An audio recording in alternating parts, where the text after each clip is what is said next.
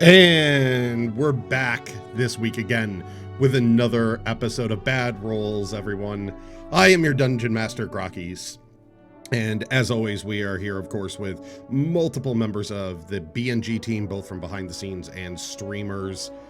And this is where we get together in a weekly, episodic way to tell the tale of their characters in the world of Meas Tosaigh and see where they get themselves in trouble and out of trouble and everything else. So we're going to bring all of them on screen now to say hello, and then we'll recap the episode and get right into it. And all of you are up on screen with your leftover HP. Hello. Hello. Hello. Hello. I just failed at muting my microphone before I coughed. We're getting double up on Flint. I will taunt death. I will taunt death with my butt this entire game. For you those in chat. I have come this close to dying so many times. It's not even funny. Someone's got an echo. Yeah, invincible. So anyway, yes, all of our players are here. Do you guys have anything to tell the audience for this week before we give them their recap and get into where we left off? Like stream updates? Stream updates, anything you got going on? Well, from my side, the only thing I got coming up is an awesome finale, hopefully, to Life is Strange, which happens to be actually one of the better games I've played this year. I was surprised that living out my teenage girl fantasies was going to be so enjoyable. But yes, the rocking last 2 episodes are going to happen tomorrow on a day-long stream, so that should be fun. We're going to be doing a giveaway at the pub of a Aurora package. We're playing some Star Citizen later tonight. Because it's the end of the month, we usually do like a bigger giveaway at the end of the month. So if you guys do not have Star Citizen or have Star Citizen but have friends who need Star Citizen or whatever, or you just want the $40 credit, you can always stop by tonight for some Star Citizen PTU action. This is gonna be the last time I type, just letting you know. I just gotta type in your channel, Grakees, so that I can spam it in my chat. Spam that channel. Do we have any updates from you, Nixie? Crass? Oh, well, let's see. No, my life is very boring. Oh, wait, yes, I shaved the side of my head. That would be my big life change. I'll show you after if you stick around, but I was looking at eyelash glue, putting it on before the stream, and I looked at it in the face and I said, "Why aren't you coming out?" And I squeezed it, and it went all over my face and all over my hair, and somebody has now sent me the link of me saying in my chat, "Oh, it's fine, guys, it'll wash out." It did not wash out. So that is my big life change. So you shaved it yourself? No, I went to my hairstylist. Okay, so Yeah. after giving yourself something about Mary. It's just, Like significantly worse.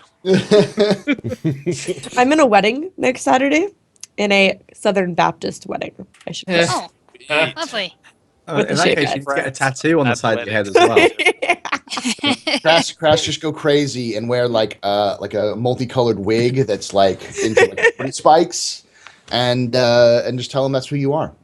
So anybody else? Do we have any interesting things going on, guys, or are we ready to begin? This is I my think- interesting thing. Yeah, this is my interesting thing for the week. Yeah, so I think this is my most interesting thing for the week too, for the streaming world. Well, I've been doing a lot of things, but they're frankly too many to recap. All right, so I guess that means I'm it a busy is. person, okay? Liar, you're playing D&D. All right, where's the sound? Sure. Yes. Let's get the music up. And it's time for me to recap. So, last week on Bad Rolls, the adventure starts off with Pastor getting himself into a little bit of a trouble.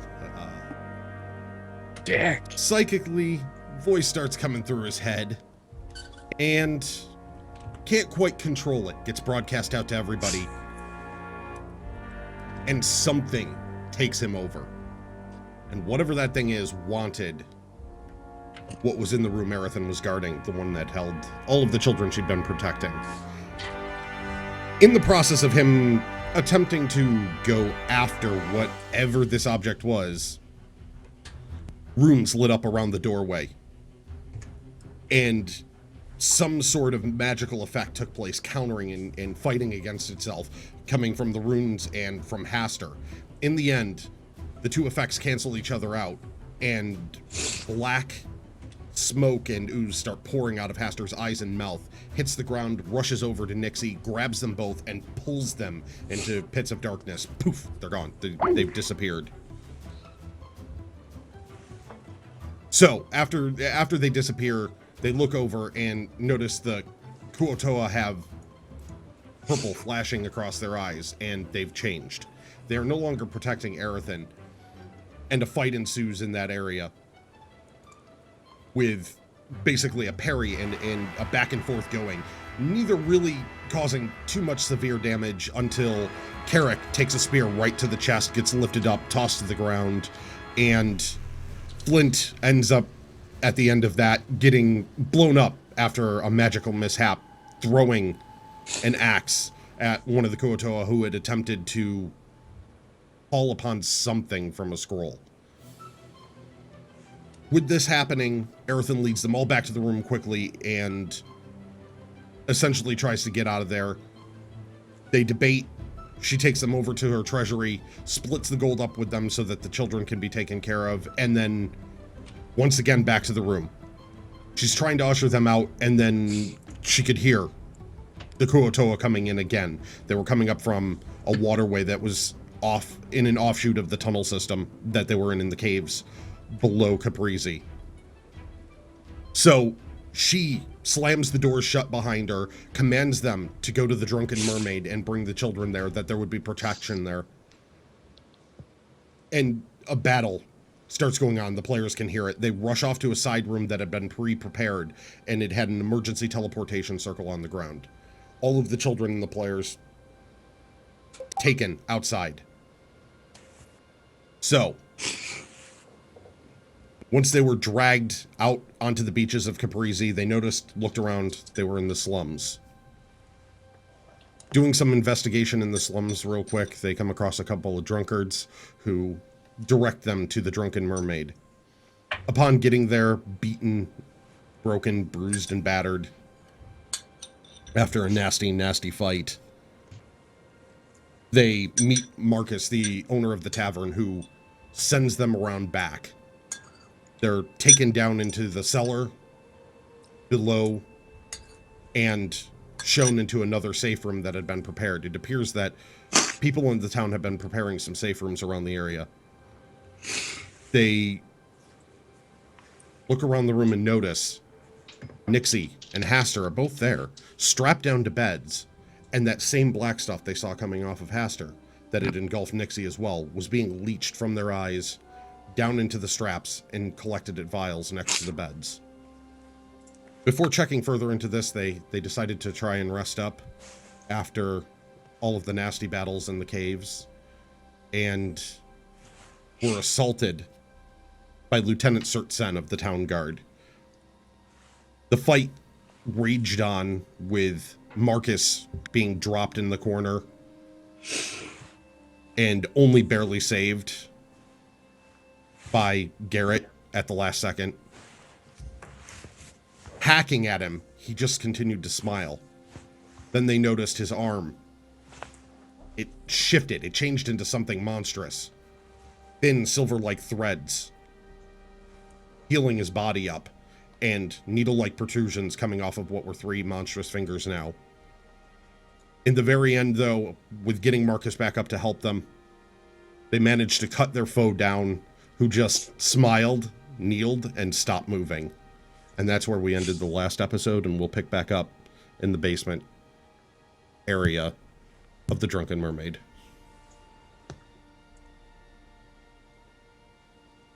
I just have to say, I had that guy until bloody Garrett comes along with his little mace and goes, boop, and just knocked him over. He was mine. Kill steal. Kill Yeah. steal. The health totals, they don't seem to be correct. Listen, I'm just gonna take complete responsibility for winning everything. The last battle, I healed the guy that did all the damage, and then I got the kill. So, Yeah. just saying. Yeah. As I turn to Nobody Claire, else did anything. Garrett. You just hear Marcus over in the corner kind of sigh and look at all of you. Really? You're gonna argue about the kill now? Maybe we have bigger things to worry about, you think? So, Yeah, I agree with Marcus on that. This guy didn't seem very normal. What's the deal, clever folk? Hasta, any ideas? You're all weird yourself. I think he's still bound up in the. Oh, he's bound up. Yeah, he's not. He's bound up in a trance of some kind. Wake Well, him he's up. got some splaining to do when he wakes up. Yeah. So that's the Yeah, name well- of the guy over there is Haster. Yes. Yes, my friend is named Hastor. He's kind of a jerk, but his name is Hastor. Kind of. Kind of a jerk I in a don't know way if I would that call him a you friend. kidnap a friend, go crazy, and try to murder a bunch of children. But or do something crazy. I don't know what he was trying to do, but he did something stupid, and he just showed up. I don't know. I don't know how he got here. We were going to ask you, but the whole not trying to die and protect the children sort of thing. So. I go back. Brought him in. He's the one that I was told to call when I had you here. And he would come over and help out with your little problem. This one, and as he holds up his arm, you can see he has the same orange lightning bolt type mark with fire branches coming off of it on his forearm as well.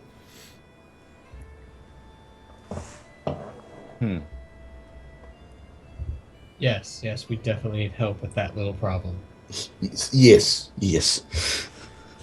Hold on. And he goes back over to the shelves that are pretty messed up from the fight and everything off in the back corner against the stone walls and everything. You hear him, rustling around, and he, you hear him moving through some papers, grabs a quill real quick. You see him write something down on just a little scrap of parchment, and then, whispers into it real quick, and you just see it roll up and disappears.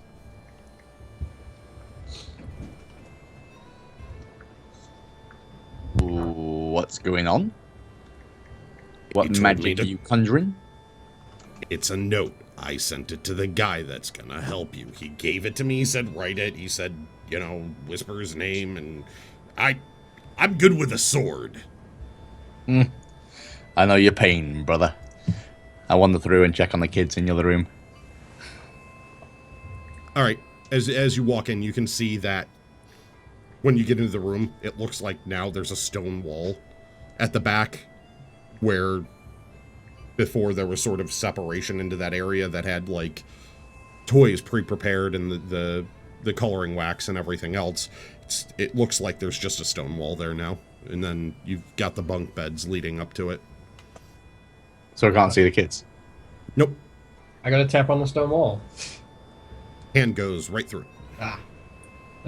Figures. An Walk through it. illusionary wall. Yep. And you walk right through and everything else. The kids are over there, and they don't seem to have noticed what was going on. Some of them are sleeping on like little mats in the corner and everything else that have been prepared, more child-sized beds. Some of them are still up because nobody's, really dictating what they do at this time. So they're back there, and when you walk into this area and everything else, you notice that don't really hear anything from the other side, even though you step through the wall. Yeah. When you get in there, it looks like a wall still, and you can't really hear anything from the other side. So it looks like there was some sort of illusionary magic set up to hide even this section of it. So Gotcha. Okay, so I'm checking on the kids. I assume they're all just happy. They appear to be happy, sleeping. Some of them, others are, some of the older ones are reading what appear to be, fairy tale type books, legend books and stuff to some of the others in a little circle. A couple of them are playing with little metallic soldier toys and stuff that have been set up and coloring with the wax. Cool. So it doesn't appear that they've been too disturbed. Excellent. Good. Okay, well, I'll wander That's back lucky. over to Haster's bed. So what we're gonna do with Squidface here? Looking at him, it's still every so often the black stuff seeps out down through the veins in his neck. You see the pulse on the straps, down through the straps and bloop, into the vials. Still really gross. All right, so I'm going to come back into the room. I'm going to first check on Marcus, was his name, right? Big sword guy. Yep. I'll check on Marcus and be like, Marcus, is there anything I can do to make you feel beautiful? What? Oh, I'm sorry. Feel less ugly? Pain. That's what it is, pain. I'll show you pain if you say something like that again. Hey, it's lost in translation, okay? It's I'm fine. I'll heal up good. I got thread and a couple needles upstairs. okay. Well, I mean, it is my job. It's just one of those things that I do. So if you need, I'm here. I am here to take away your pain. Take away the pain. Yeah, that's right. Take away. Okay. He just sort of shakes his head and turns around to go up the stairs. I'll be back. We need a few sacks anyway. All right. So I kind of avoid As he walks by real quick, you see his sword come out and just takes the head right off of Sertsen. Looks back and at you and everything else. It just flops across the floor and goes, just in case. Goes up the stairs. All right. So I go back into the room and I look over at Flint, who I'm assuming is looking at Haster, and I say something. I say something effective. I looked at him while you were sleeping, and he's not available. He's some sort of. It is not natural. It is a magic something going on with him. I cannot heal him. I slap him around the face. Wake up! As you reach down to do it, I'm like, no, stop, wait, and then you slap him anyways. I know, I'm sure. How hard are you slapping him? Is it just a little or you like winding up? No. It's a wake up slap plus. So yeah, he's going. Down. It's a moderately vigorous wake up slap. He's going But cold he enough. may feel when he wakes up. Not enough to take damage, but No, not a damaging slap. So basically, the slap was that I gave him judging earlier. he'll wake how up much like, I'm oh, slapping." what the fuck? Yeah. Yeah. So you stand over him and just and his head just turns a little bit and everything else. The eyes still remain that pool with the sort of like white smoke mist on part of it and the dark cloud that seems to be slightly receding. The percentages have changed enough that it's obvious to notice it now compared to where it was before you started resting. Okay, but not since I slapped him. No, the slap didn't really change anything except his head flopped, tentacles moved a little bit. So guys, he's obviously a part of whatever this has gone on. Should I just kill him now? You might be able to answer some questions if we let him wake up, assuming he's going to wake up. But last time... I'm not saying either of you are wrong. I'm not even saying that either of you are right either. Thank you. We probably should not kill him, because even if he is part of what's going on, we should probably figure out what his role is, and we could get information from him. So, at the very least, we keep him alive until we can talk to him. Now, that I agree with. Well, I reckon we should... I wasn't saying letting him out of his chain. No, we're not letting him out until we can Straps. trust that he doesn't abduct abduct people who we know and He's go strapped crazy down and try right to now. kill isn't he? children. I Yeah. don't know. Who's standing where in the room right now? Just are you all clustered by Haster's bed, or Yeah. where are you I am. generally? I am I'm by kind of Haster's behind bed Flint. on the children's side, as like I'm behind Flint. I'm like maybe protecting the like at the children from door. the frog face. At the door Also by the somewhere behind Flint. yeah, by the front, like behind Flint, or like directly behind Flint in that area. Oh, you're way down the hall because it's multiple beds. Then, if you're over by Flint, near Yeah, I know. Hester. And I'd called over like when I came back in when I saw him Yep. slapping. I'm gonna hang back and maybe check the dead guy for loot. All right, go ahead and Took roll us an long enough. investigation check. Of what? Investigation? Mm-hmm. 6. As you go over and everything else, I mean, he definitely has a gold purse there and everything else. So that one you find no problem. It's got 20 gold on it, but Cool. whatever happened, this abomination change with him kind of shifted his form, so it's a little bit hard to really check where a person might try and stash something in a boot, as clothing got torn and he's definitely misshapen across his body and everything else. So the gold pouch was sitting out there, right there. It's got 20 gold in it. Other than that, don't really find anything too obvious. Okay. Well, I'll duck back in the hidden room and just kind of stay near the door and listen what's going on. Okay. Roll a perception check for me, Raven. Oh.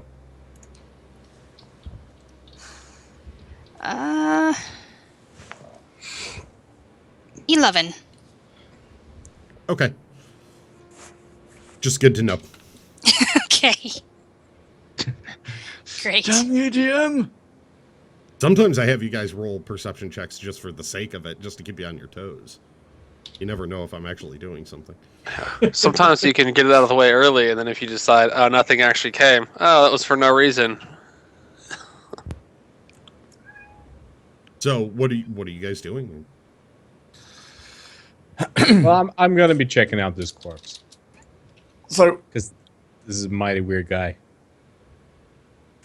Okay, so you're looking over the same one Raven just went over. Yeah.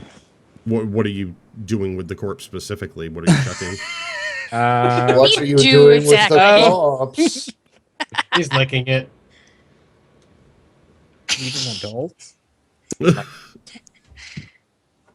No, I guess I also roll investigation. Okay, so you're looking for loot then? Not specifically. I'm just, studying it. Trying to find out what it actually is. Nature check. Nature. Okay.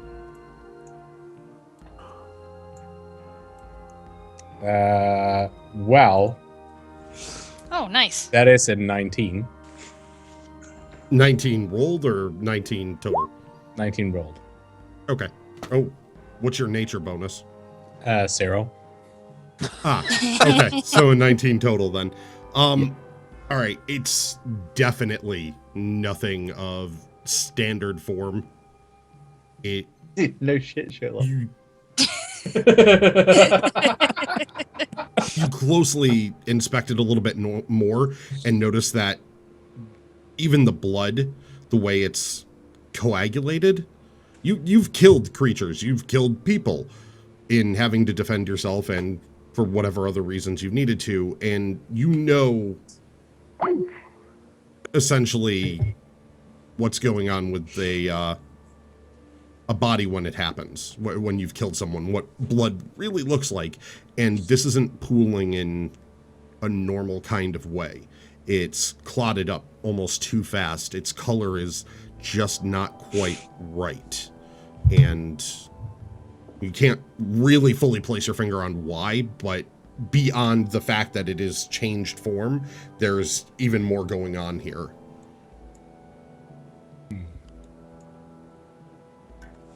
Physician! I point to Garrett.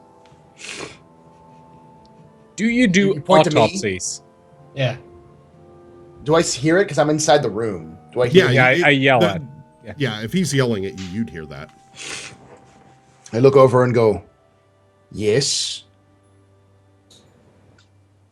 Do you do autopsies? You want me to do an autopsy Do you touch the dead? on that thing?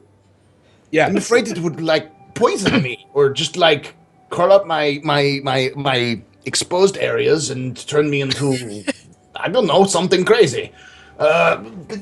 You I can try. That's the only thing I can guarantee. I can try. Perfect. All right. So I go out and I look at it, the body. Can I do like a? All our cameras are off now. Hold on. Whoops. Oh yeah, because Crass is having trouble. yeah. Crash died. Crash back. There we go. She's I'm back. so sorry, you guys. I don't even know how to fix this at this point. Like, it just. I think it's just gonna happen occasionally, which is unfortunate. We can weather it's the fine. storm. Yeah, now's not the time to try to figure out how to fix it.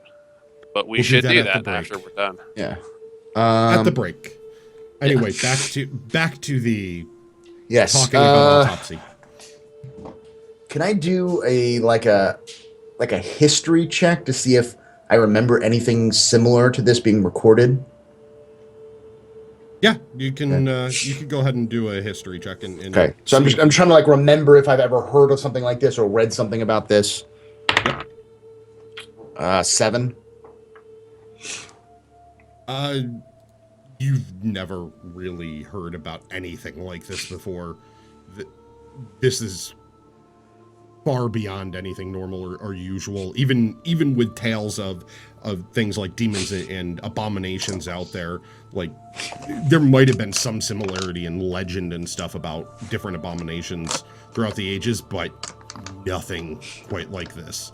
Nothing that starts off so apparently appearing to be human and then changing, especially almost enjoying when you were cutting him up and inflicting damage and pain to him. Okay. So do I have to do a nature or a medicine to like cut him open and see what his insides are made of? Are you trying to see what his insides are made of? Let's do a nature check for this. This would be nature. Medicine would be to fix him up. Yeah. Wait, quick, out of character. Who was it who saw the silvery thing like crawl away? Me. That's Yeah. meta. Yeah, that's why I was talking. You I'm not wouldn't telling know anybody that. about that. Yeah, I know. That's why I said it out of character. Okay. I understand. I'm being careful. If it's not implied, then yes, Grakees, Garrett is being very careful when he's doing this because he's seen that crazy thing jump out of the dude's ear. So, 15. Okay. So you go over and start cutting him up. Yeah. Basically, what are you cutting him with? Or are you just Is there pulling any at him? knives around? Because I don't have any knives. Not really. I thought you borrow a dagger. Yeah, I was gonna. Then if I don't have a knife, then I'd immediately go to Raven, and be like, Raven, I need a knife. There you go. Okay, take the knife, and I just slowly open him up, like two-handed, kind of like careful, trying to like just cut underneath the skin enough so that I can kind of open it up. Okay. I got my sword ready. Just In not case a something bad pops idea, out. yeah. Might go All right. full alien So on us. as you start cutting him open, especially along that side, you notice that the blood is already clotted up. And it's a brighter color of red than is normal. So it's off. For some reason, it is very much off. The coloring is far more vibrant than any blood you've ever seen, especially for clotted blood. And as you continue to split open and everything else, roll a perception check for me. 13. Okay. Because you're being careful and you're watching, and because you were the one that noticed this, you see the blood start to shift. Make a dexterity with advantage. Dexterity saving throw. Yes. Let's see. With advantage, so roll twice, take the high. Oh, yeah. First one's better. And my computer's starting to screw up. So, if I remember correctly, then it's a 18. I don't know what your dexterity save state Yeah, is. no, my computer's just starting to like be slow. So it's, Sheet here. I think it's 18. Because I rolled Okay. 16 plus 2, or maybe plus 1, so 7. Let's just say 17. 17. 17? All right. Yeah. That's just enough. As the blood shifts and everything else, you see the brighter color drain out of it. It turns dark, and a thin silver needle straight up out of the wound that you're cutting open, right past your head. Okay, I stop immediately from doing this. I'm like, nope. This thing is going to kill me. And I walk away. And I'm like, you deal with it, Bard. And I take the knife like by my hand like this as I'm walking back, and I just like hand it. I touch like Raven. Be careful. This thing touched evil. And I drop it in front of her. I don't even like give it to her. Maybe we As should you're just walking away to burn do it. that, you can see, because you noticed it and everything else, and Carrick, because you're paying attention, you also see it. The needle extends out, hits the wall, pulls itself out of the body, goes to the ground, and right to a crack in the corner. It just takes off at ridiculous amounts of speed. You see this little thin silver filament looking thing. Weird. Bonfire? Yeah, we should just burn it. Yeah, I agree. It's a good idea to burn this body. Right. I am not going near that thing. That you deal with the burning. No. To be fair, Garrett, you probably better touch yourself because you're looking a bit worse for wear there. I will touch myself later. But not in front of children. The children should see such a natural, amazing act as the love of Sayune that I can bestow upon myself. No. No. No. No. At that moment, you hear in the corner just a quick little zzz off in the room where the beds were. The direction I it was? see if I can my perception check to see what that was. Yeah. You don't even need perception. As you turn around, you see an older man standing there, staff in hand and everything else. It's a smaller, shorter staff and everything. He's kind of hunched over, and he walks up, looks over at all of you, just kind of goes, waves, then turns back and walks over to the beds and starts inspecting the straps. And upstairs you can hear, footsteps coming up to the door, and the door opens up. And it's Marcus there again. No. He's got Oh, it's you. large sacks with him and everything. Can't believe we were actually almost out of burlap. How the hell does a bar run out of burlap? Goes I look down over at him and has I'd be his like, do sword not out. touch the body. Sorry. I look over and say, do not touch the body. The body is weird. It will kill you. The It's body icky. will kill you. I don't We're plan burning on the body. touching it. What do you think I got these for? We're not just gonna carry a body outside, though. In the bag, we burn the... He looks over and notices, off into the room and everything else.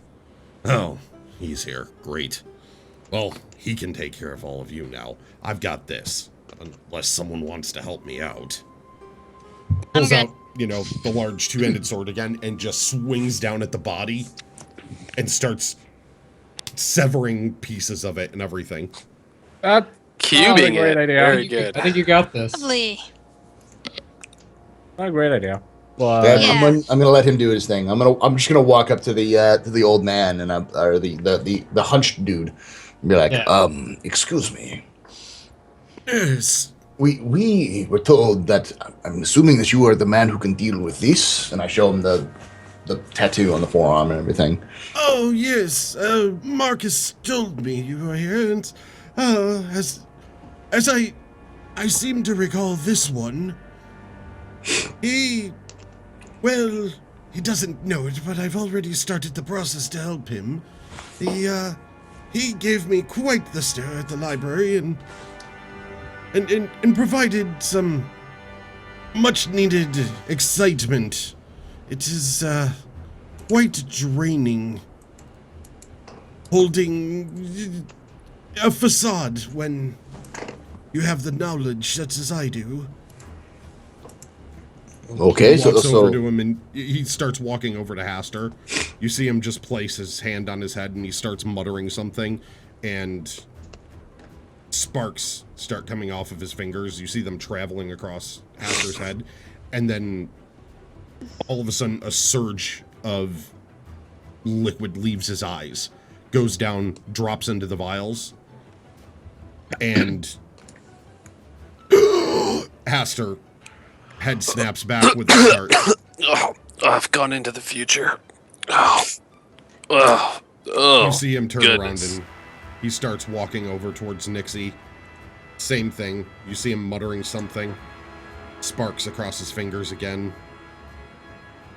Lifts his hand back, and then the same surge of black sort of ooze down into the straps, into the vials, and Nixie just... No! Okay. I immediately go towards them and kind of carefully I don't put my hands on them, but I put my hands over them because I don't want whatever happened to them to happen to me. Oh, yeah, I go, that's them. shh, it's okay. It's okay. You are not dead. Haster is a son of a bitch, but you are not dead. At this moment, my axe is at Haster's throat. You, laddie, have some explaining to do. Now start That's talking. my bow. Water? Anyone got some water? I'll happily drown you if you don't give me the right answers. Seeing this, the older man turns back, looks over at you, Flint, and... no violence. I need him.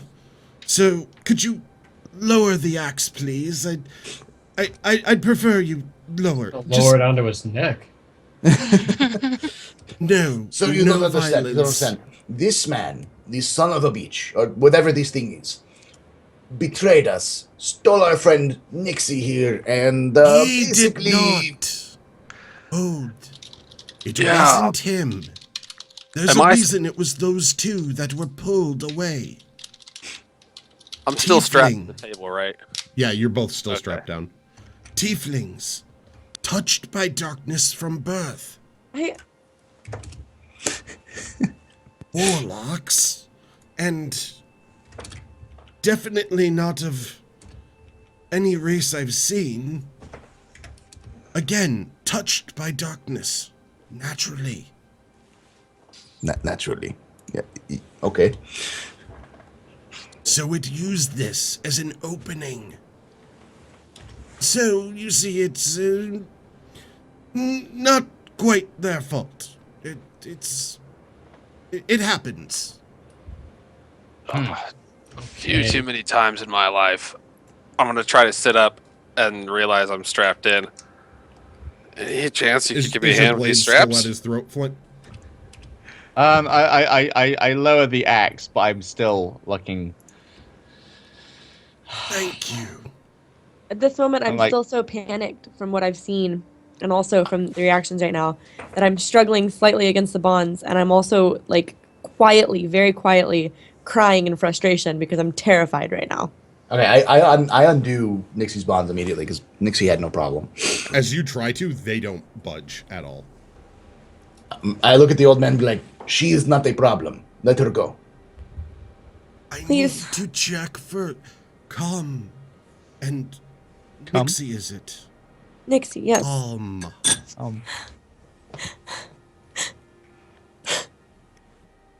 And he puts his hand on your face, and you can, as he does, you feel calm. Just it washes over you for a second and everything. He looks you over and hold on, something, and quickly, and a little bit to your surprise, but still you have this calming feel over you and everything. He pulls your eyelids up and everything. Oh, this is unexpected. Okay. And then he turns around and he walks back over to Haster real quick and everything, and he pulls your eyes up and... Oh. Well, that's different.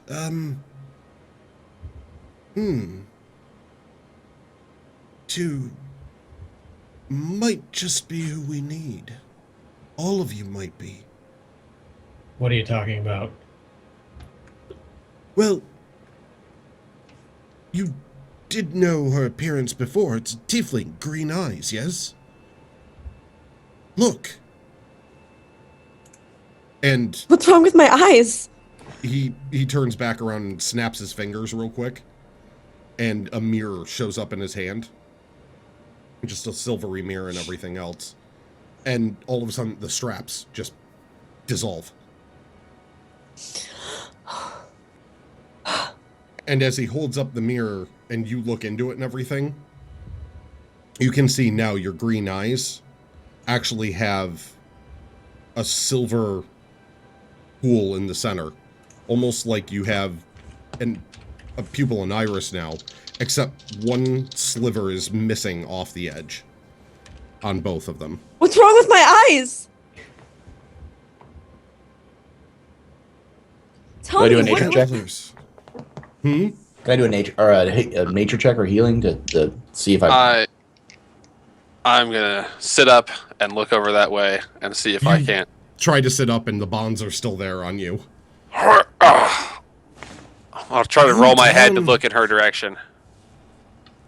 You can kind of roll your head and see, but it's kind of tough to see the details of the eyes from there. But go ahead and roll a perception just to see if you can pick it up for your own sake. I got a 15 total. You can tell now that they're just not solid green anymore. Can I do, now that I've got to look at it, can I do an Arcana check or like a history check to see if this is something that I might know about already?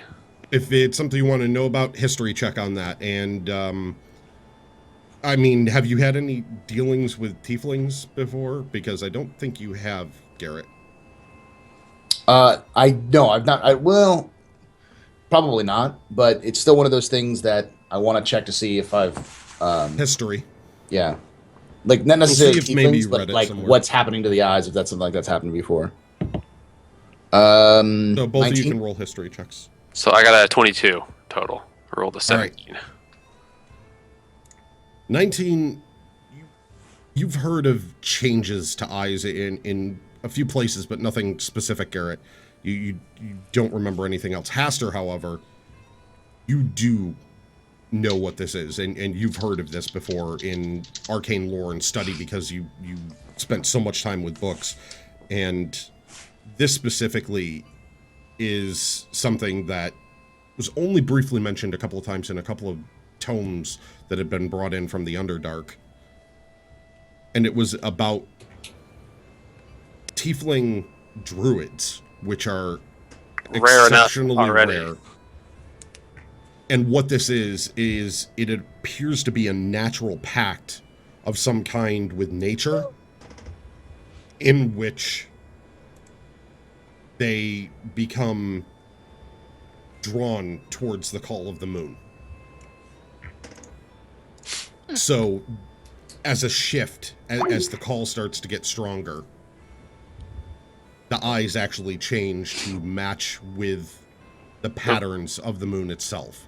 Okay, so her eyes are going to follow the moon phase now.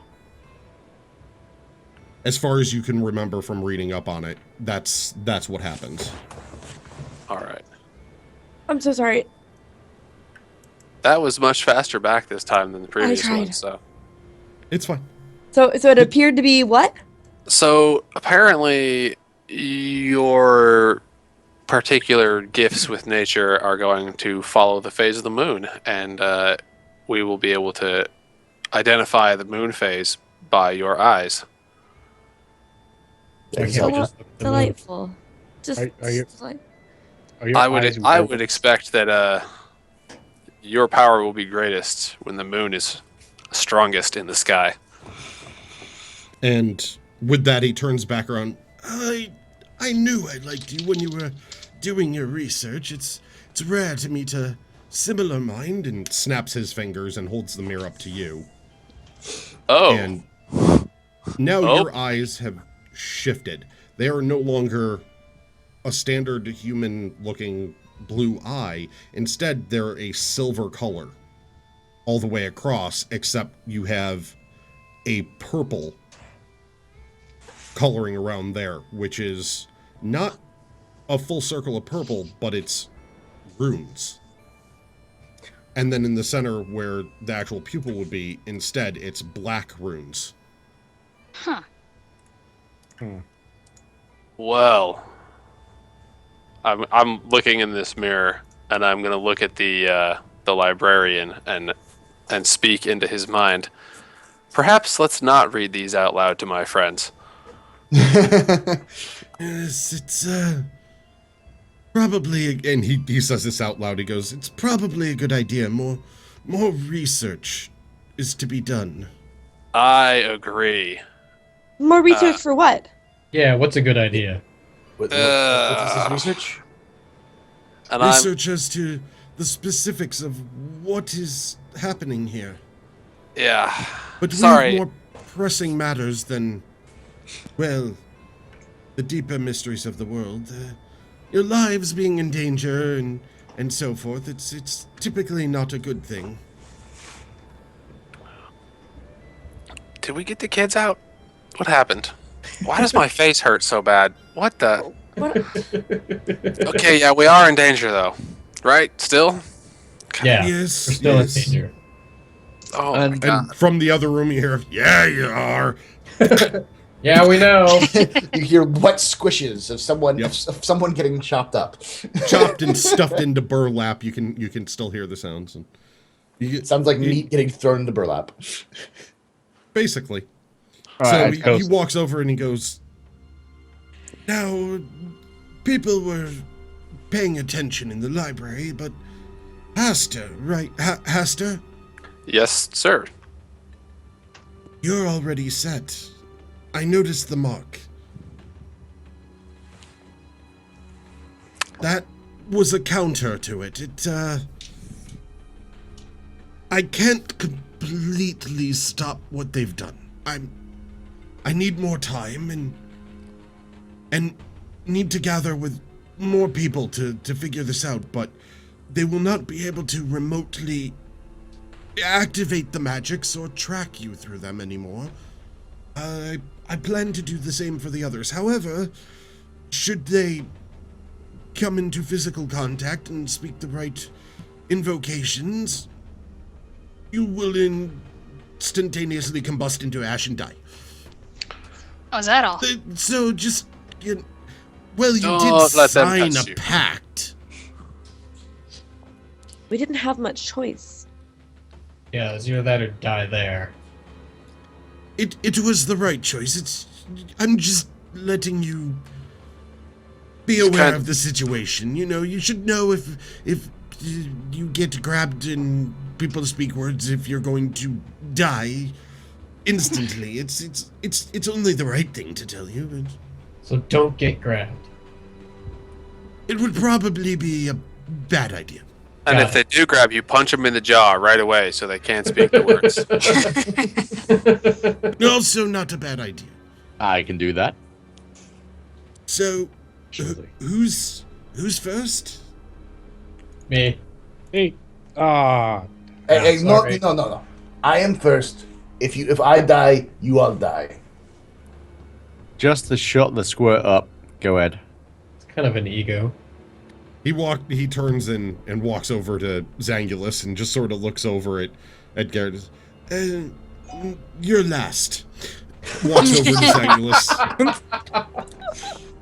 I do not grabs like onto your arm, you. You are not my friend. and you hear him muttering. And as he does, it feels like your veins are on fire now. It is not pleasant. It's you're barely able to hold on from screaming. And when he finishes up, you can see an extra branch now has just been added onto the mark, but it is slightly duller in color. Not gone, though. You guys should be happy you didn't go first. That really hurt. Well, now I'm going to be anticipating it, so I'm not really happy that I didn't go first. Walks over and then goes to Carrick. Oh, you volunteered. Grabs on, and you notice the man looks older and frail, but when he grabs you, there is strength behind it. Like, this grip is vice-like. And as he holds on, the same incantation, the same burning through your entire body, and then the branch and the slight duller color and everything else. Well, he was last. And he just walks up to each of you and just holds his hand out for you to put the arm there. While I was doing this, I'm like, "Oh man, what's your name?" Just call me Bookkeeper. That's original. Bob. I am the keeper of books, and my actual name, well, I have my reasons for not speaking it now. Names have power, you know. Psst, it's Rumpelstiltskin. Out of character. Yeah. This is why you're last. He looks over at Garrett for that one. It was out of character. There is no out of character here. Looks over at you and everything else.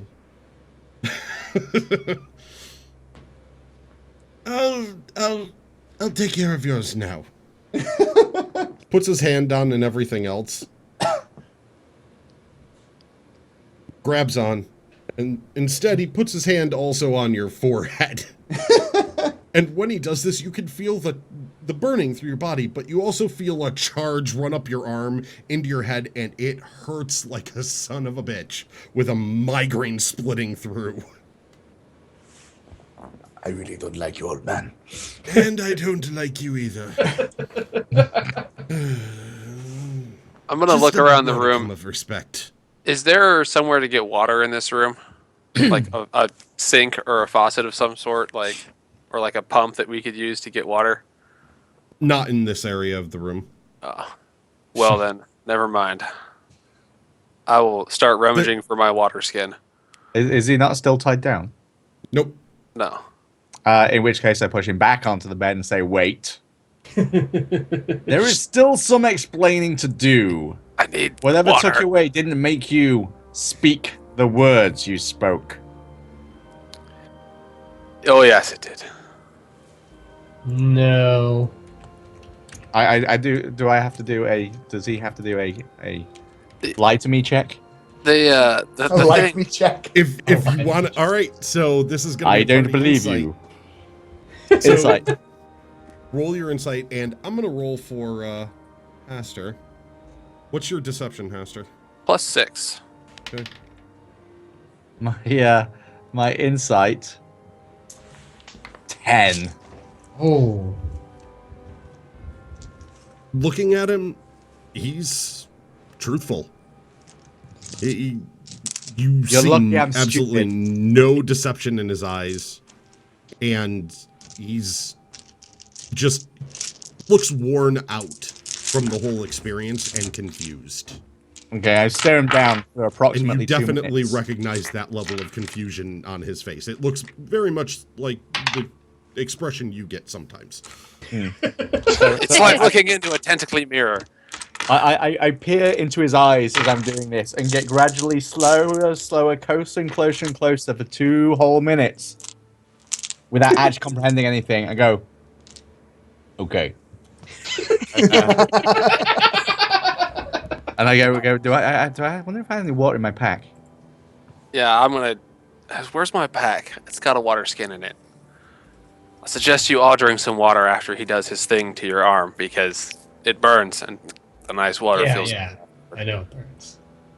He walks over to the rest of you, the bookkeeper, and grabs Flint. He just comes up behind you, grabs your arm, and you just feel the burning and stuff going through your body. However, for you, it's a bit exciting. You feel a little tingle from it and everything else. Nothing like a good hearty shot of pain to wake you up in the day. Does anybody not have any water? I can create some. Well, I can find water as well. Yeah, it's just every time you get possessed by one of those things, I always wake up thinking, man, I could use some nice cold water. This happens often. No, it's happened before. What? It's not a frequent thing, at least as far as I can tell. And How many with that, times does bookkeeper it turns around and he goes, yes, before. It's been a long time since I experienced anything like this. Apparently, about 100 years. But yeah, I've dealt with the issues of being telepathically aware. You know, sometimes divine beings decide they want to invade your mind, and they do so with such violent force that you have no defense against it. I don't believe this was the same divine being that I've encountered previously assaulting my mind. So, Wait.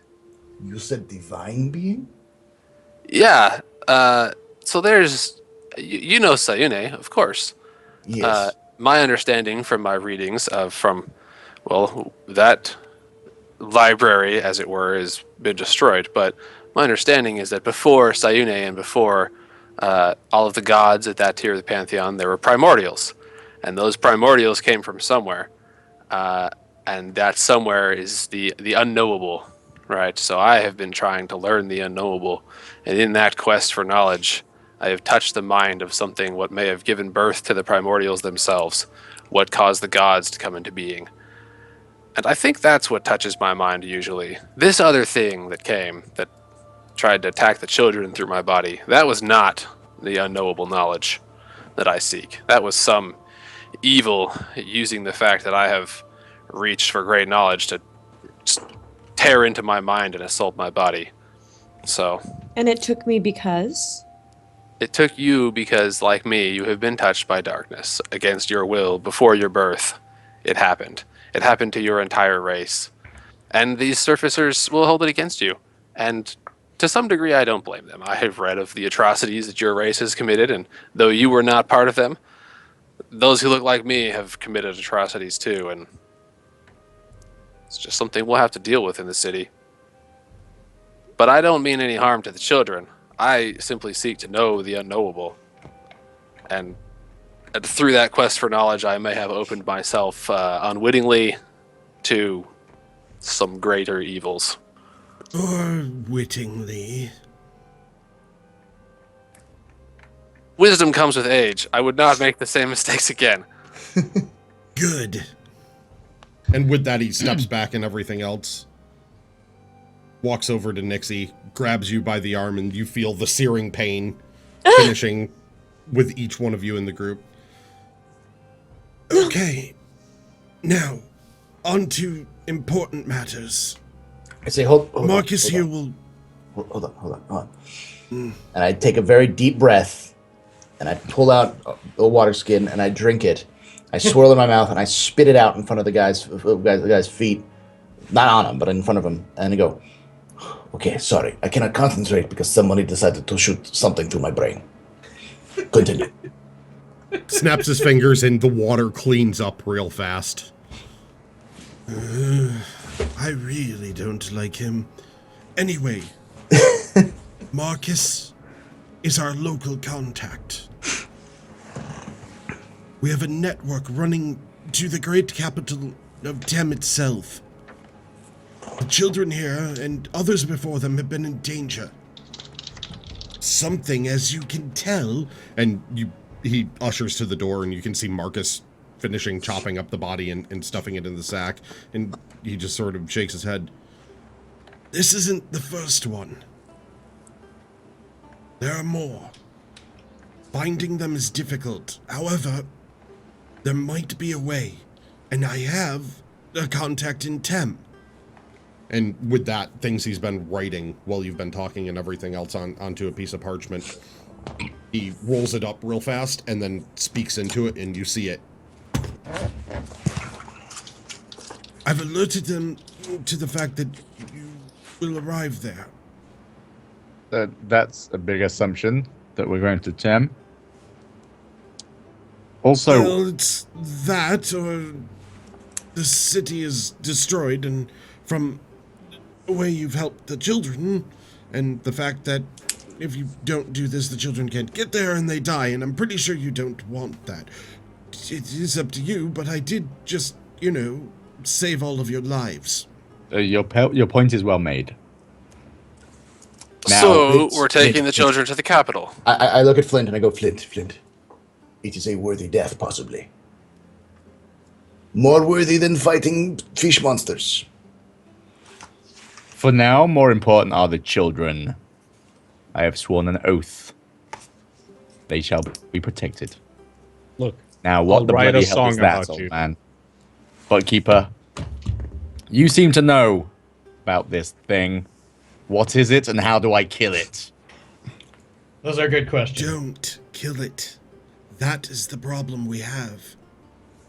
It attaches itself to a person. It enters them. It changes them, and in the end, it runs. It runs off wherever it goes back to, and then later it seeks a new target. We haven't found how it's picking its victims. How it's entering them, and why specifically it needs the children, but we know that some that are under its control are specifically hunting for these children. How do we It's- stop from being its target? some kind of parasite. Yeah, well, I don't want Does- anything into Does me. this thing only infect one person at a time? Or are there We've more than only one come of them? across one at a time, but There's there no are way. of knowing. others that appear to be under its control, though we can't prove it without killing them. So we suspect more than one. Yes, killing I someone is a bring out very a- drastic way to test if they were under the control of that thing. It's quite a drastic situation, yes. Which is why I need your assistance at Tem. It will help the children, the city, and me, and specifically we believe that Lord and Lady Ismay, the governor and governess of Caprizi, are somehow being influenced as well. It's troubling. Who's our contact in Tem? Yes. Tell us of our mission in Tem and what we can do to expedite the safety of these children. Your contact there works on the advisory council, but I won't give the name here. There can be listening and watching. The walls have ears. However, and this is the reason I needed him alive, and you all of a sudden see an image in your mind. That would be Haster. You get an image in your mind real quick. It's not direct words, and it's Okay. not like speech, but it's a quick flash, and you see someone there in black and gold robes. They're walking up the steps to a very large stone-pillared building that sits near a gigantic castle with huge walls and everything else. You can see the mountainside behind it, and they turn around, and they're a bronze-skinned dragonborn, and you can see they're wearing a crest with a obelisk in the center and a C over it and it's like a gold crest that they wear around them. And as they walk up the steps and stuff, the guards look down, they check the crest, and then you see the person walking up the steps, and then the image fades from your mind. All right. That's our contact. Yes. Very good. He understands, everyone. Now, I have more work to do. So... While this has been going on, I've been documenting what we know about the silver thing on wooden rods, as this is the Iskimirian tradition. All right. So, how pressing is this? And can I get a nap? Because some bugger woke me up. You will all have your chance to rest up. You will need rest before continuing on. Yes, So- yes, it's important. With this, I must go. Marcus will make sure you're supplied. Marcus! That's fine. Thank you, Just- Marcus. Just, you He's a know, charming fellow. help, like help, Marcus. help him out. Well, the burning can alert the guard if it's not taken care of, and really need this area to remain safe. Children who send them there once you've made contact on that side. We don't know now that they've discovered this area if the rest of our transportation network is safe. I look over at Hastur and I go, Hastur, you have the magic of the making things go away, right? I have the magic of cleaning myself up when I've made a mess of myself. I have You have- some magic of making someone's mind go away, but Do you have anything that can make things decompose fast or destroy them without making a lot of information? A lot of commotion, evidence. yes, evidence. No, I don't think any of my particular talents would be of significant use. I would just make a mess. Okay. With I do not have anything in Sayune has not blessed me with any talent to do that either. So, but I thought you might be able to help Marcus. We're still going to need to burn that corpse in a fire, which I'm not entirely sure why. I just understand that thing got a silver demon in it of some sort. How do you know about Silver Demon? Well, they said something about the little silver thing getting away. Did the bard say that? They discussed it. I think the bookkeeper told me. I was talking about it. Oh, okay. But I'm just sure. very defensive because I didn't tell anybody about the silver thing other than the bard, and I'm just like, I don't want to talk about it. So He didn't say.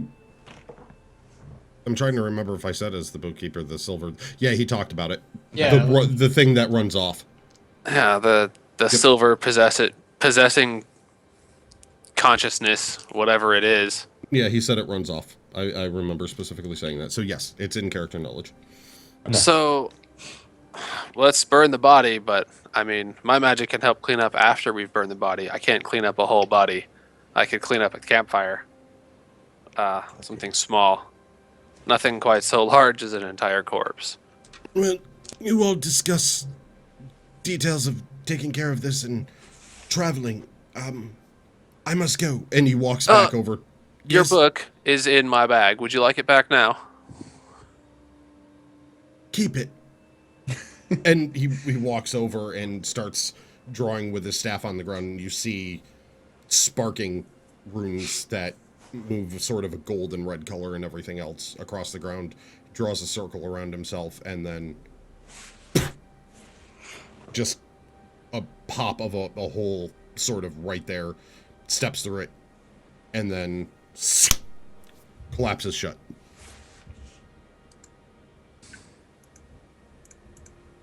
okay. Flint, Well. go to sleep.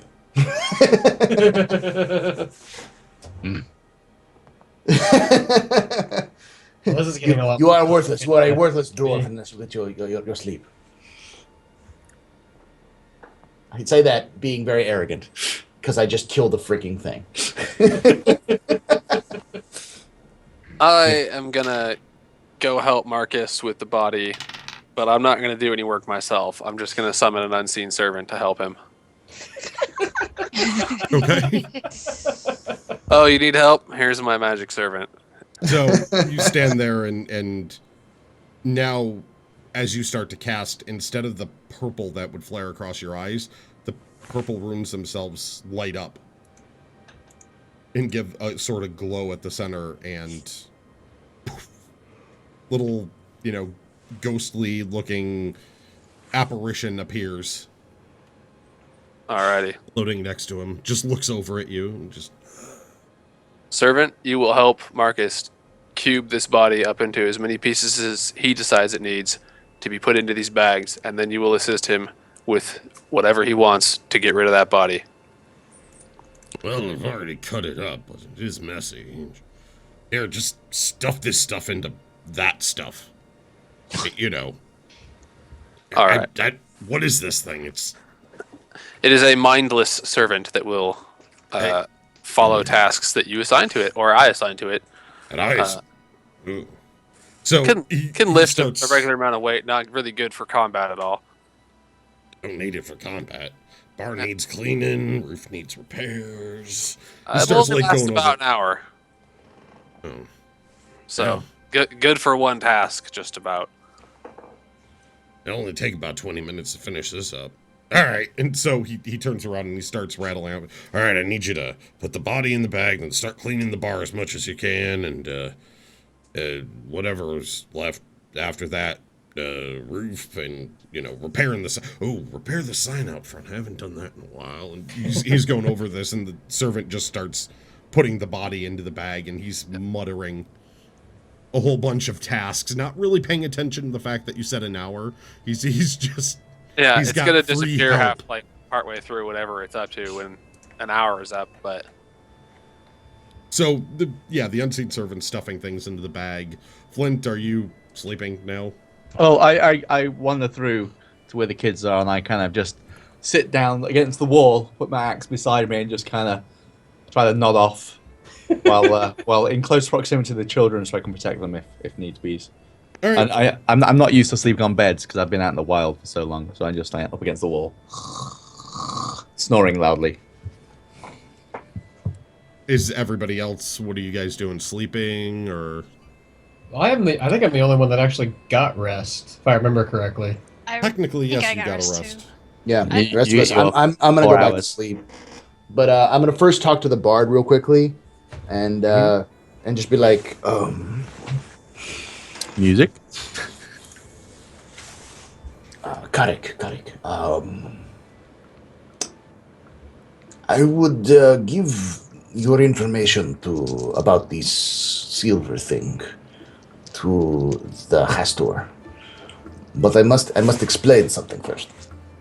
That silver thing was in our friend, the bartender, the man who runs the bar, Marcus. Marcus had one of those silver things in his head while he was fighting that thing. You're saying there's more It than popped one? out when I healed him, and I probably saved his life. So, just making sure you know.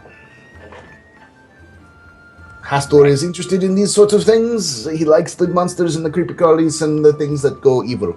So let him deal with that, but he would probably be better for that. Will do. Let's keep scratching on my wooden poles. Having to scratch out some information. And then after I say that, I'm like, now I'm going to sleep. And I go back and I just lay out. I don't even bother getting myself tucked in. I just kind of onto the bed. I'm still very shaken from everything that's happened and what I saw while I was out. So I'm going to go get off this stupid bed where I was chained down because I have bad memories there. I'm going to go find a little corner and I'm going to cuddle up in a ball and go to sleep and just try to ignore everybody and kind of cry in the corner like a little sad girl. I am gonna kind of have to follow around the unseen servant a little bit to keep it on task, because if I get too far away, it poofs too. But before I end up leaving the room or anything, I'm going to look back and check and make sure that everyone else seems safe and sane and not afflicted by anything that may have been brought down through me. I will make a note of the crying druid that I need to apologize to more personally later when she wakes up. But for now, I think the best thing to do is to just leave her with whatever psychic scarring she had from that experience. Leave it till overnight. Talk to her in the morning and see how she's doing. And then I will go follow Marcus around, help because I have to stay close-ish to the unseen servant, or it disappears. Okay, so you follow the servant around as it finishes stuffing everything into the burlap sack, and then it goes up to the bar and grabs a broom and starts like cleaning cobwebs out of the corners and I'm just going to be sitting doing some light reading in that book while it does its business around me. Yep. Out of character, I'm gonna go run and grab coffee. All right. Right back. So basically, what happens is the bar gets partially cleaned up, and after an hour of you sitting and reading the book, it poof disappears. Bar's relatively cleaner now, though. All right. It looks like that caked layer of dust seems to have been brushed away to some degree, but it's gonna need a good scrub down here. Yeah. All right. So after the hour, I will go back and sit with my party and be on watch, since I don't think I need any more actual rest. I finish up carving is to drop a stack of carved wooden sticks in front of Haster and go to bed. Okay. Oh. All right. Oh, sweet. More reading, and I will summon another unseen servant to pick up the sticks for me and present them to me one at a time so that I can read all of them. Because sitting around for an hour is a short rest doing light reading, so as long as I don't do anything else, I can keep an unseen servant up. Yep. So, all right, unseen servant, your job now is to hold these sticks up for me to read and cycle through them for me. Wow. I never said it was an efficient way of noting down. I'm going to say, that is really lazy. Oh yeah, I'm gonna find a chair to sit down in and kick my feet up and just be like, all right, I'm sitting here reading these sticks until sleep either takes me or another hour has passed and I actively decide to go to sleep. You might be the laziest creature I've ever met. And Raven, what are you up to? Right. I'm just gonna rest if I can. Yep, you can. All right. And Zangulus? I'm going to stay awake since I did get rest. You are at half the hit points right now. It's a mighty epic music for sleeping. Yeah, I know. It's the best sleep we've ever had. Yeah, it's epic sleep. Nap time. Wait, no, that's wrong. All right, let me fix that. All right. Well, if everybody else is resting, I shouldn't be resting, basically. I wouldn't feel comfortable resting. I will be up reading. There we go. I was asleep for like a day, I think, so. Someone checked on the kids. Yeah, they're all snuggled up with a dwarf. Okay. All right. Yeah, Flint checked on. Suppose I will rest then as well. All right. So you go into your sort of trance meditative, and Haster, you get another hour of reading in, but everyone's still soundly asleep. So after that hour, do you want to hold the sticks yourself and read, or are you just going to go to sleep? I'll hold the sticks myself if there's still reading left to do. Yeah, there's still reading that you can do. All right, I will keep looking through this mess of lore and information. Now, what language are the sticks written in, Carrick? Because this is something I didn't know about. What would Iskumirian be? Isgrimirian would be straightforward common, but is there like a specific shorthand you're using to mark the sticks, or are you literally writing in? It's in Iskumirian common roots. Oh, okay. Yeah. So it's an older localized language. Yeah. Haster, looking at the sticks then, because it's more of a localized shorthand. in looking at them, you have no clue what it means outright.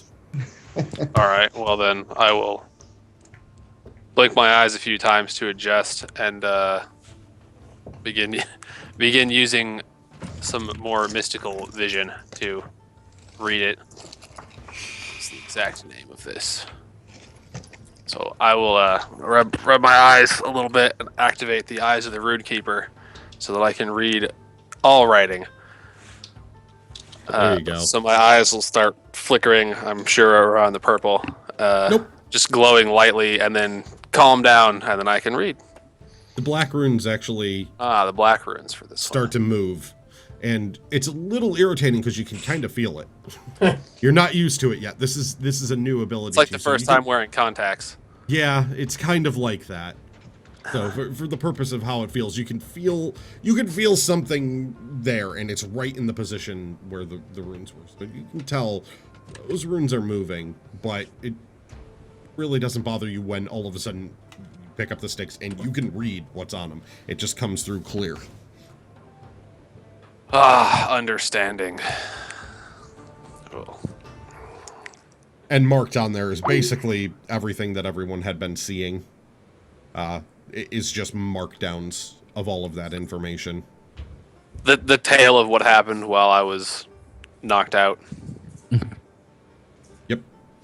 Oh man. Quick aside, Grakees, can you refresh the bad rolls overlay real quick? Yes. The full overlay or Yeah, the full overlay, not the health one, because I inadvertently forgot to upload the new one in the right file name, so you're on the old one. okay. Thanks. Same URL. Yeah, just refresh it. I've fixed it.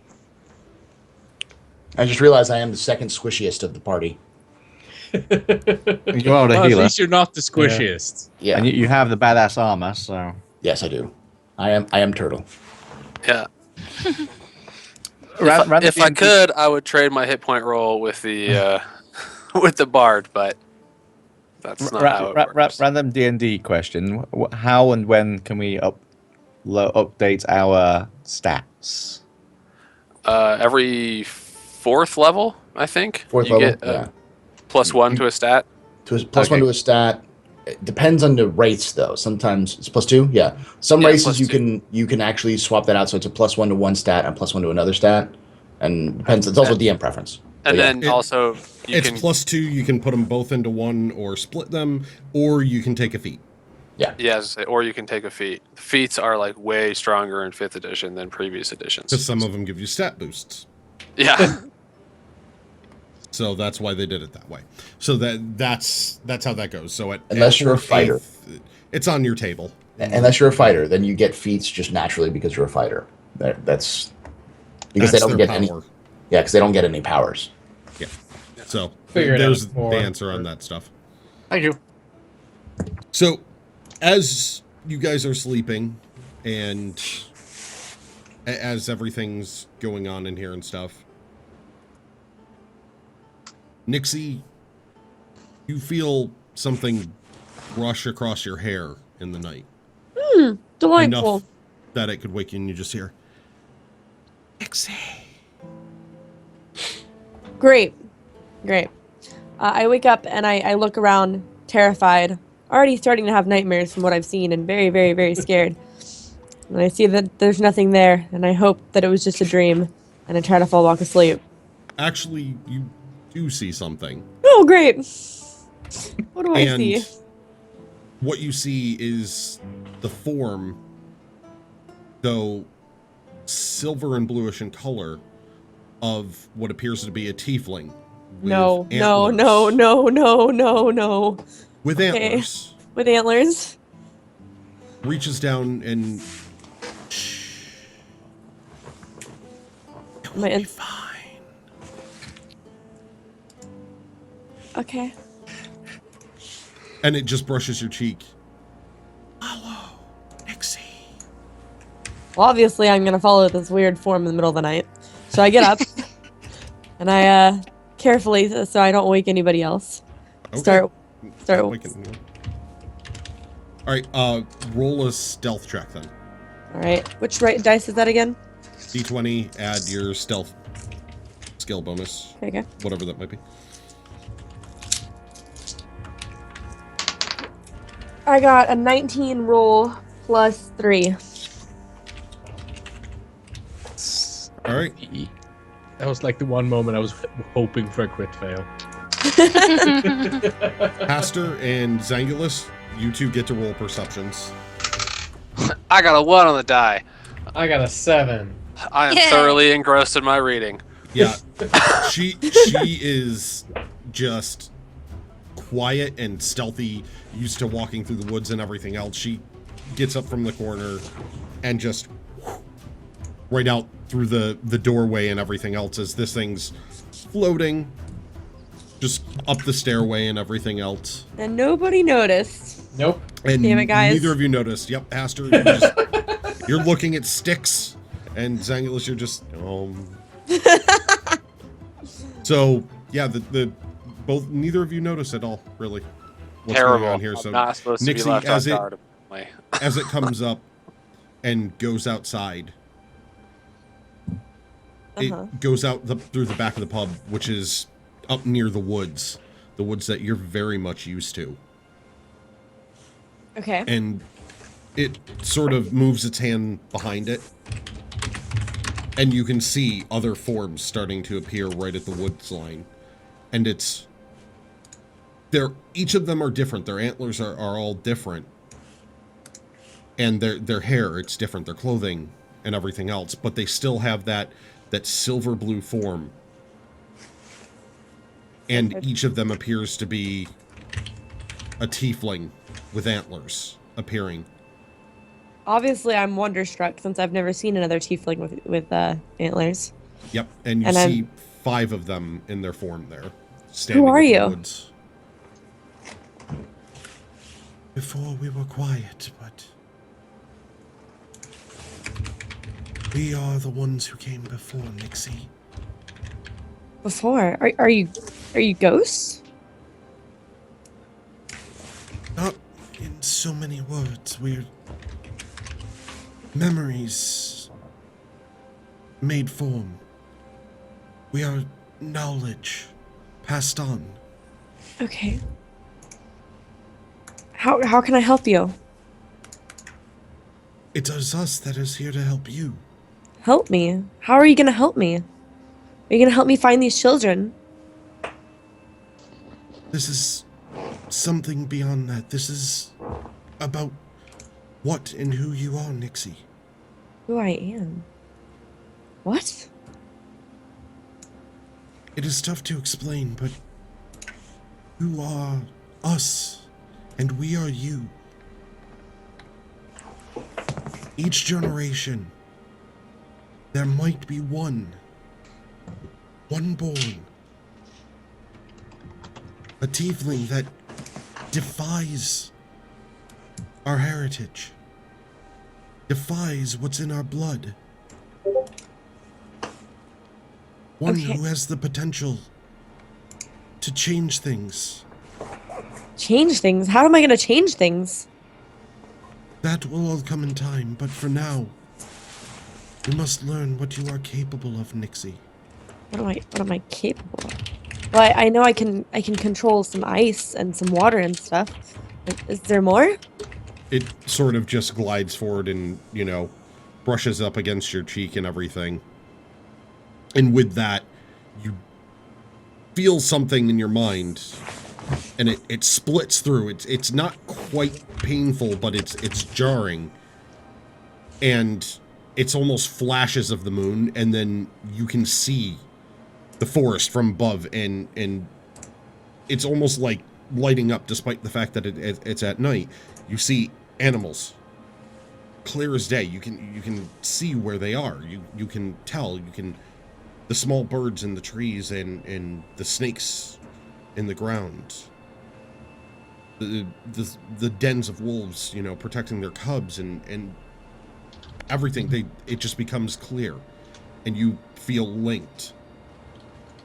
And then something starts to come over you, and you feel sort of a twitch at the back of your neck.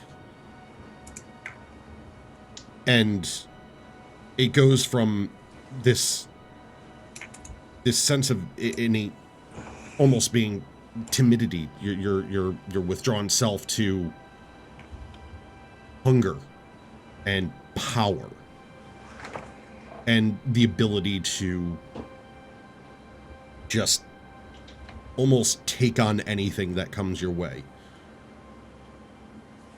You fear nothing in that moment, and you feel strength pouring over you. Fuck yeah. What is this? What is it? This is amazing. What is this? This, Nixie, this is your path. But you can't do it completely alone. What do I We will need? guide the way for the ritual to begin. The However, ritual? your companions, you will need them. Should I go get them? 2, 2 no more. or more. Okay. No Well- more. No more. Oh, 2. Okay. Well, I turn around and I head back into the inn. And I'm kind of trying to figure out who to pick since I'm not really close to any of them. I don't really know any of them yet. So I walk in the inn and who do I see first? The one that you would see first would be Zangulus. Well, Zangulus, I walk up to you. Hi, I'm really sorry to bother your meditation, but I need you for this ritual thing in the woods. What? What? There's a ritual and there's other druids and I need you to come with me into the woods and I don't know why, but I promise Okay. I can't promise anything actually. Just come with me. Okay. All right. All right.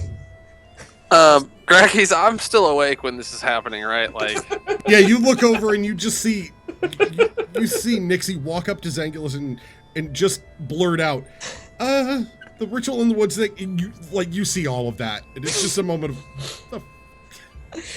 Well, I notice him. oh, I notice him, and I look at him, and I point at him, and I said, "You too.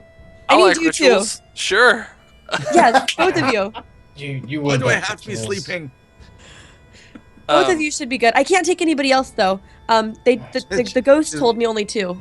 She can only take Yeah, 2 at a time, yeah. apparently. Of course. Yeah. Well, follow me. And so That makes I'm as much kind of sense really as excited nothing because I so still have this far. energy coursing through me, and I'm skipping into the woods with these 2 men following me. Oh, God, I will do my gracious. best to keep up with her in her Yeah. frolicking joy into the woods. All right, roll stealth. Me? Yeah, All right. all of you roll stealth. I got another 19 plus 3. Well, I was gonna say, Nixie, you with disadvantage. Because you're skipping. 'Cause I'm Yeah. skipping. How bad am I disadvantaged? Disadvantage is roll twice, take the low. Got an 11. Oh, I got 6 total. I got a 9 total. None of us were very stealthy. Probably because Being one of us shocked. was skipping and the other 2 were just awoken. By her approach to this situation, not even knowing that Nixie had left the room, but now that she has come back in, seemingly exceptionally hyper, and goes right up to Zangulus and doesn't even try to hold back volume or words or anything like that. Just says, "Let's go to this ritual." And she kind of blurts it out loud enough that I want everyone else who's sleeping to make perception checks. Oh, You God. wake me up, girl. If you Match 20. 9. Oh, wow. 11. 9. So nat 20 plus what? So 21. Oh, fuck. 12. Carrick. All right, who rolled over 10? Raven. And Carrick, of course. All right, so Raven, Flint, and Carrick, you get woken up by this. Oh, I'm gonna be grumpy. You get woken up by the tiefling druid basically skipping in and pointing at a couple of people and actually, I'm sorry, Flint, you were in the room with the kids. You don't hear a thing. Excellent.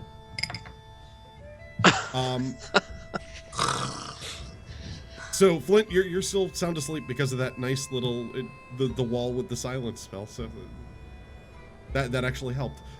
So yeah, Raven and Carrick, you get woken up by the druid skipping in, all happy. You've had a nice good amount of rest at this point. So you completed your long rest after being interrupted before. However, yeah, the druid wakes you up, exceptionally hyper and talking about some sort of ritual, just going on about it, just out of nowhere. So that's what you wake up to. All right. The bloody hell is this racket? I'm gonna try to not let on that I'm awake. I'm just gonna kind of lay there with one eye half open, listening. I am just snoring away. People are trying to sleep. Garrett's getting his beauty sleep. Did I Champion notice that slayers they of wake up? enemies have to get good sleep. Hey, you know what? He not only healed someone, he then just killed something else and tried to perform an autopsy on a T-4000 or whatever the heck it is. He's tired. Wait, do I notice that they wake up? Roll perception. Well, you notice Carrick because he stirs and actually kind of talks. sits up and talks. But roll a perception for Raven. Raven rolls stealth. I got a total of 14. Or deception. Roll deception, Raven. 17. You don't notice it.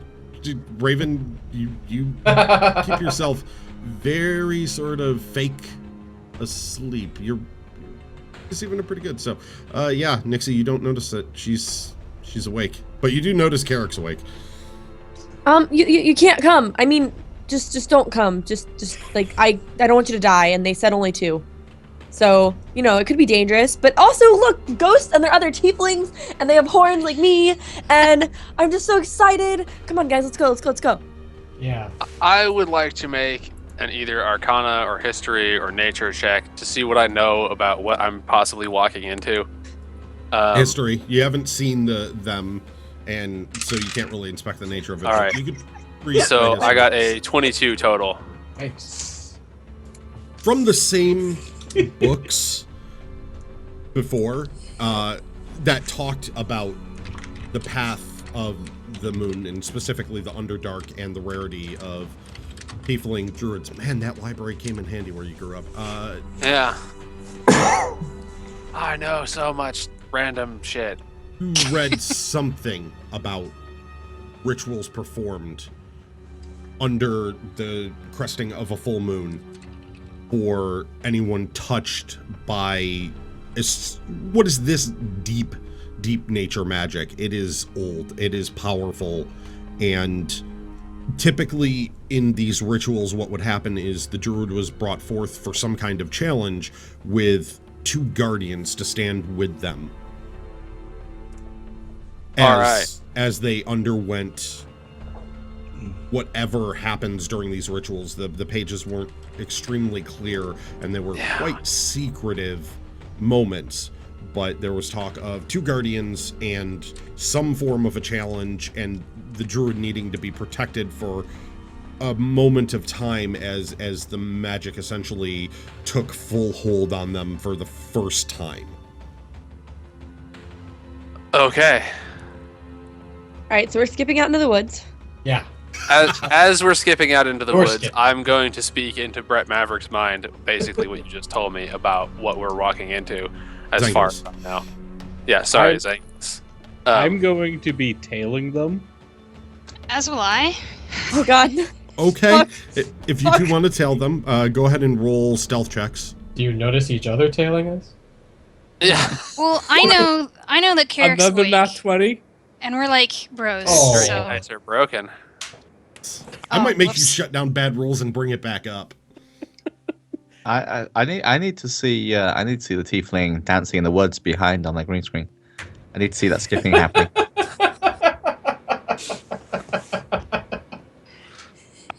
I think she might be frozen, I'm just saying, I remember think what she did. happens. or she's really thirsty. Yeah. yeah. Just not impressed. Just remember how badly I rolled last week. Yep. I've rolled a 19 and 220 so far. So, You get one or the other. You really got need to one pick up physical some actual dice. dice. This is getting stupid. I'm sorry, guys. It's Well, okay. we're going to take a break in just a minute, and we'll work on it then. So, yep. Basically, okay. So we what don't were your notice them, stealth, right? Raven? I rolled a 9. Oh, yes. You're supposed to be the Roll your stealthy one. perception. That's when you manage to stumble over the pots and pans without For even going through the Haster and kitchen. Zangulus.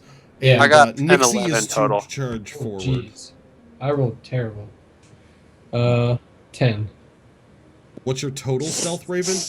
Or was the 9 your total? 9 was total.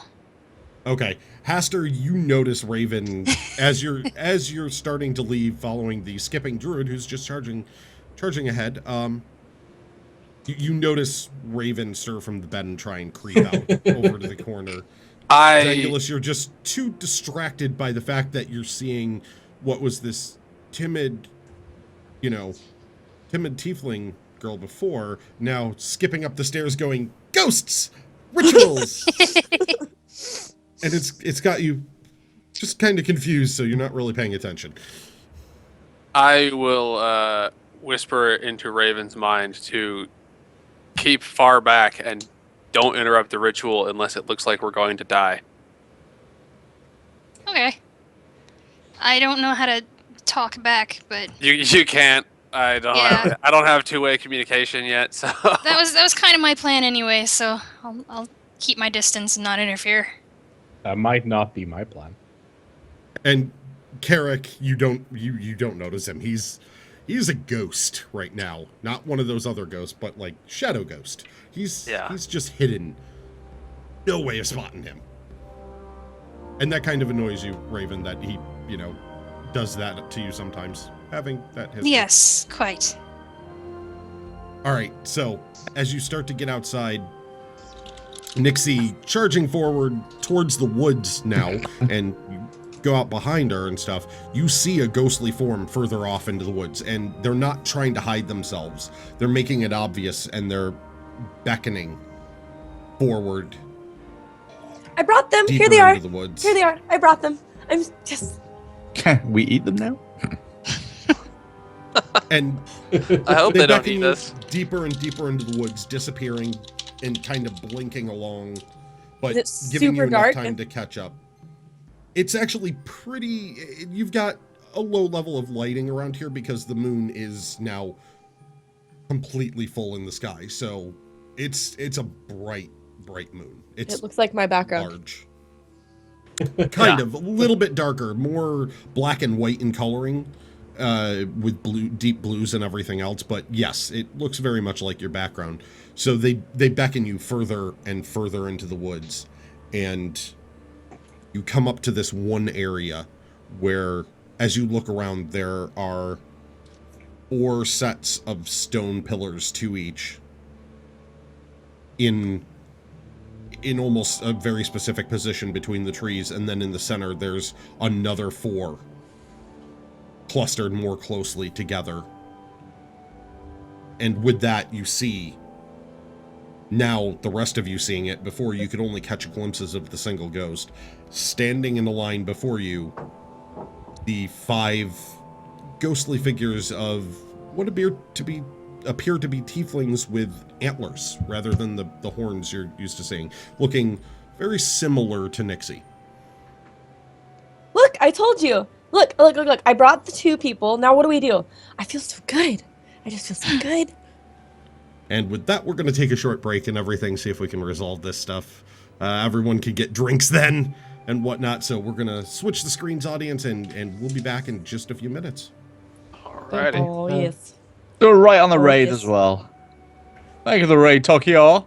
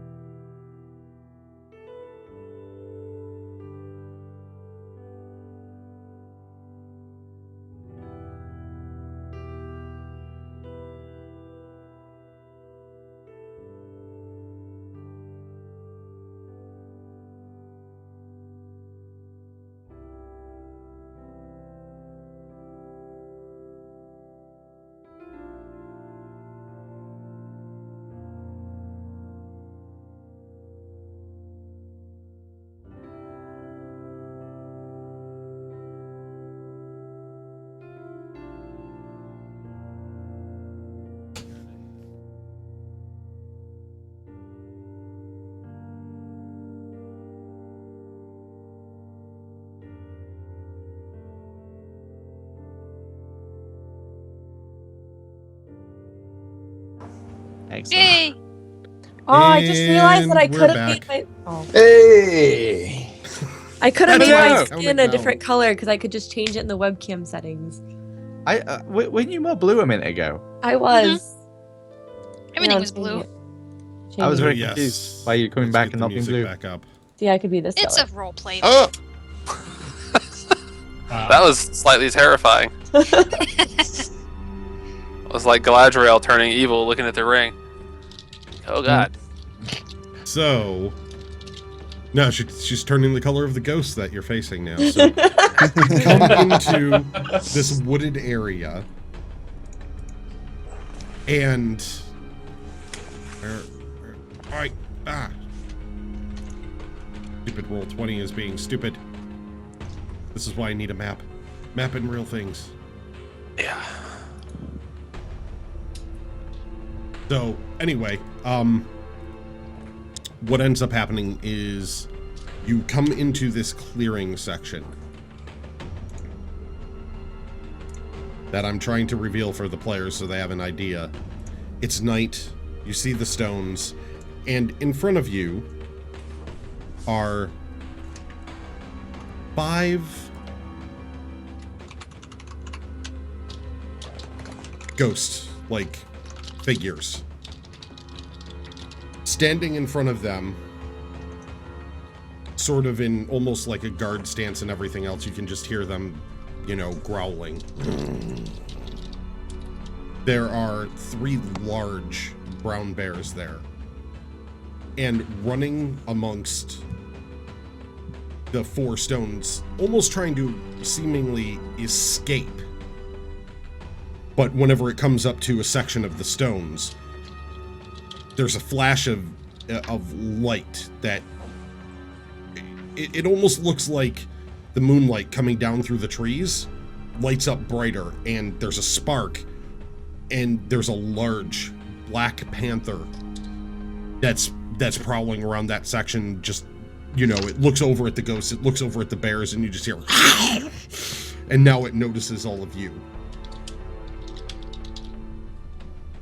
So it specifically the 3 that are there, it notices Haster, Nixie, and Zangulus. Nice kitty. Nice little kitty. Druid tiefling people is what am I supposed to do here?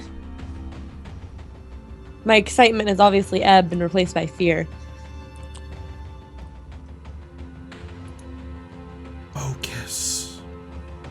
Focus. On the panther.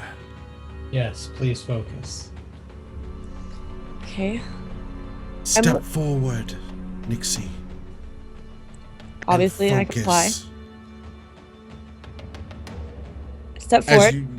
As you step forward, the panther starts backing up almost to where it had sparked.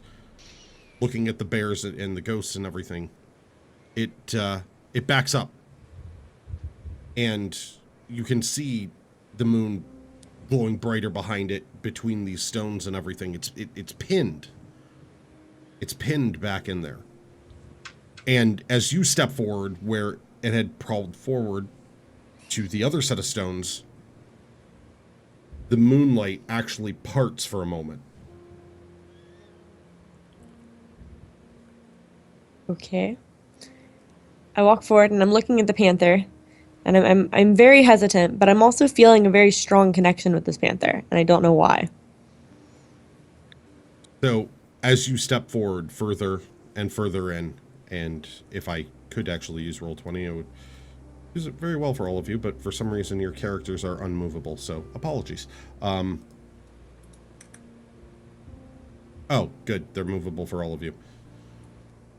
Well, that's good. So, as you step forward in between... As you step forward between and pass through the moonlight in there, the panther sort of shifts in its demeanor. Before it had its teeth bared, it was snarling. It was almost appearing to be ready to lash out. But as you enter, it starts to bow its head almost by force. And slowly starts moving towards you. Hesitantly, I put my hand out, kind of trusting my instincts here. And I wait and I kind of walk towards it very slowly. And I lightly touch it on its head. Roll animal handling. All right. I got a natural 16 plus 6. All right. So as you move forward, the panther moves itself up next to you. And as you reach out to finally touch its head, the light from the sky, the moonlight, focuses itself down into the center. You see the stones actually start to light up and glow like brighter moonlight, intensified multiple fold. For Haster and Zangulus, it's almost blinding in the way this is. And it encircles the entire area, focusing itself now on the panther and on Nixie. And you see the panther itself start to wither. Its fur almost being pulled away by the very light that's surrounding them. And Nixie, you can feel something starting to overcome you. It's weird. I can feel it coming through me, and it's almost as if it's a tingling starting in my toes, coming up. And suddenly I can kind of feel my joints. They're moving, they're shifting, they're rearranging themselves. The muscles, the ligaments, they're all stretching and flexing, and then tightening and releasing. And it's as if something inside of me is shifting, changing, morphing. So from the outside, what the rest of you see is as the panther starts to wither, you can see Nixie's hair start to shift back. Where her antlers are, they almost start to recede into her head, and you can see cat-like ears start to appear. Her tail starts to change and grow fur. She's not screaming in pain, but she looks twisted, almost like she's in agony. And you can see her arms bending and shifting as she falls to the ground. And you can see the start of what appears to be almost some sort of combination of her and the panther starting to happen. And then at that moment, you see the ghosts.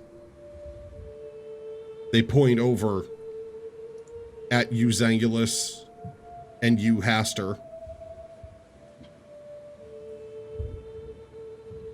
Nixie must prove herself.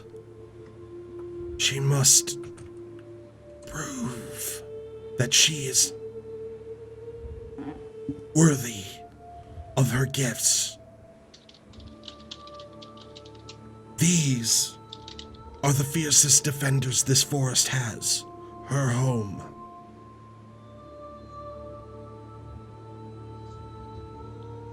We will not be able to hold them back any longer. And they will do whatever it takes to hold their position as the guardians of this land. Well, hopefully this is going. While she undergoes the final moments of her very first transformation.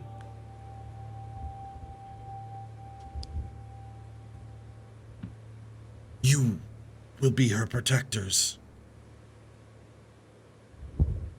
Prove that she deserves this position. And with that, they start to fade. Great. Good thing Cress can't do anything right now. So with that, they start to fade as the moonlight itself intensifies around the entire area.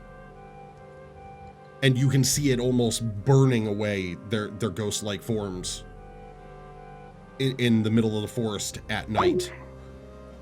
And as their forms are burned away, you can see the bears that were standing there defensively before almost seeming to obey them with what definitely now you can tell was a form of nature magic, are being released and let go. And their heads start coming up.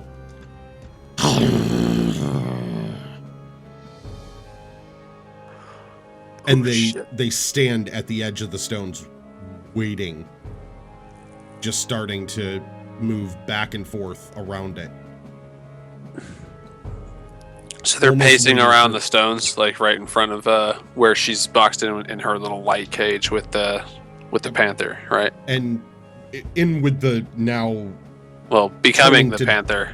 dust carcass of what was a panther, and now more fur sprouting off of her. And as she continues to bend and twist, you can see the light now starting to move down from the internal four stones, and you see it starting to come up on the outer sides at the other four stones you noticed further out, boxing all of you in here with these very bears. Okay. And with that, roll initiative, everyone. Did I roll initiative? You'll still roll initiative. It doesn't mean you necessarily can do something, but Do you're still you want me to roll initiative? You're not there. I mean, I you am could, asleep. but Do I roll initiative too? Yes. You're still going to roll initiative. I'm guessing you're gonna pop in at some point. Sorry guys, I'm gonna try it without XSplit to see if that helps. Okay.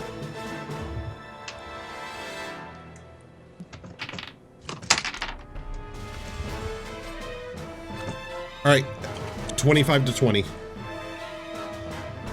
Does Raven count? She's there, so yeah, you're Okay. rolling. I rolled a 20. Well, I didn't Right. roll a 20. I got a 20. Okay. Come on, pen. The hell? How's my pen not working now? Your pen rolled a Seriously? 1. Yeah, my pen rolled a 1. Disadvantage.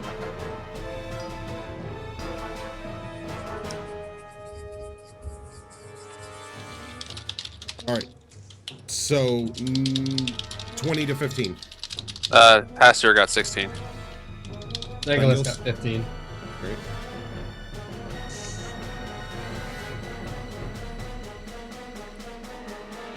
$15 to 10. Hi, What'd you get, Nixie? I got a 12. All right. Raven, you're up first. I'm just gonna watch if that's an option. You can hold your action. You can hold your turn. Because Haster told me not to get involved, and I'm not sure I want to. I don't want Unless my bears. What did Carrick get? 9. Okay. Sorry, missed him.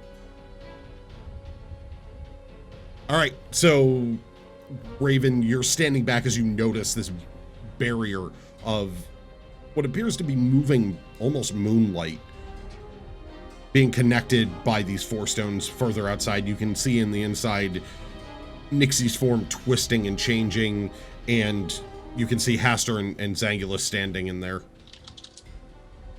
along with three bears, and now the ghosts have disappeared from that area. nice. Oh, so man. up No, next, it's not nice. It's horrifying. I don't want to fight three bears. This is terrifying. Wait, you told me not to get involved, so Unless it this looks is- like this we're is gonna on get you. killed. I bet you wish you had a dwarf now.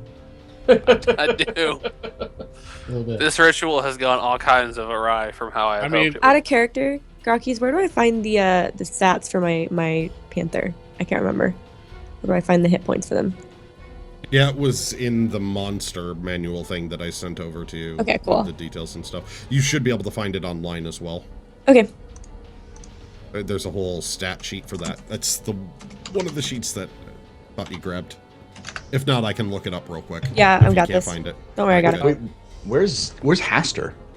I don't think I'm on the roll 20 screen. Where the hell is he? He's supposed to be here. Who's this random archer? That's Zangulus. No, there's another there's archer. another Oh. archer. Yeah, there's I another- can't move him. Roll 20's broke. He's on your map layer. Refresh. Except he's not on my map layer. I can actually right-click and do all the stuff with him, but I can't get rid of him. Delete him then. If you can get him He's clicked on, dead. The delete. looks like delete he's doesn't dead. actually do anything. Alright, so there's a corpse there. It's good. Yes, so there's a random corpse in the woods. I This mean, is that why just I makes don't it want to better. show the Roll20 stuff to you, the audience. I apologize for this. This is a quick caster. Do you know what'd be really cool? As if Badroll had like a viewer mode.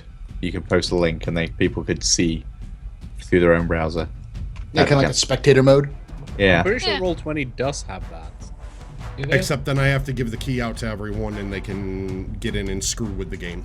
Yeah, that's what I mean. So So like that's- a what you do is you put it in a separate window, and then you can broadcast that window as the viewer mode. I'd have to double broadcast it to 2 channels to do it. well, I could broadcast that. Oh yeah, you could. That would be perfect too, because then it wouldn't have the GM stuff. It would just be what Flint's able to see. Yeah. We'll get it sorted Tokens are out. completely broken for me, so you'll just have to tell me where you are, Haster, by pinging. All right, I think I can do this. This is why I want physical pieces in a real map.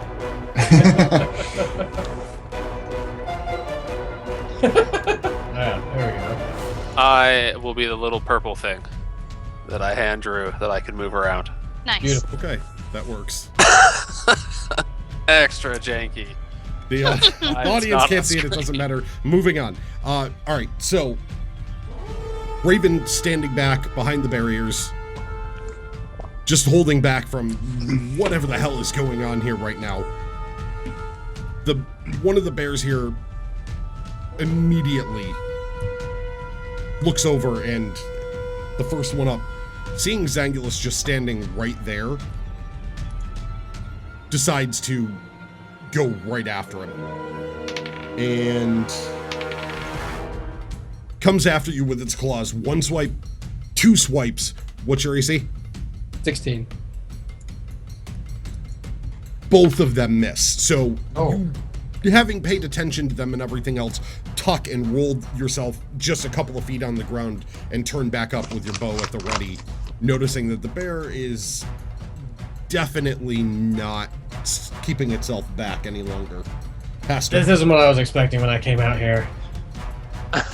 Yeah, I was expecting to see some like cool ritual dancing nymphs, maybe, you know, a good time. Things have gone terribly awry. Is it my turn? Yes, Hester. Okay. I am gonna take a step back because I was close to Zangulus.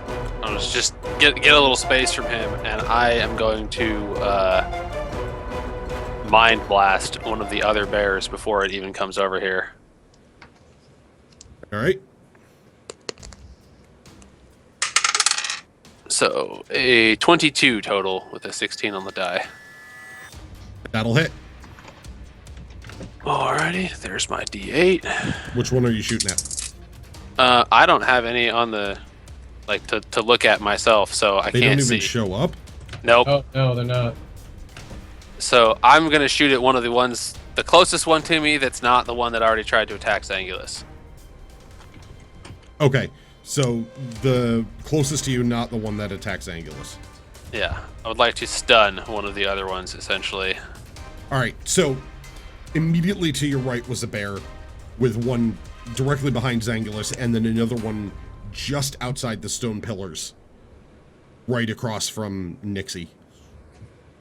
Okay, so the one that just swiped at Zangulus is off the list, and then I want to do the other one that's closest to him and me. The one that's over by Nixie is fine for now. Am I still shifting? Yes, So- you're still in the middle of shifting, Nixie. So I will have done 9 psychic damage to that, and he needs to make a will saving throw against my... What is it, 14? All right. So you focus up, and now with a slightly different coloration to it, it's purple, almost surrounded by silver now in your hand. You focus the energy again like you did before up to your forehead, and a blast shoots out from your hand, and your head, hitting the bear, slamming into the side. You can see it reeling from the pain. Looks over at you, starts snarling, shakes its head a little bit, and then repositions itself. Oh, it resisted. I rolled an 18 on its resist. Ooh. Bastard bears. Dangulus, you're up. Okay. I want to cast Hunter's Mark, which says it's a bonus action, which I'm not entirely sure what that means. That means you can still move in, use your attack. So bonus action is just like, all right, start of the turn, I'm casting this thing.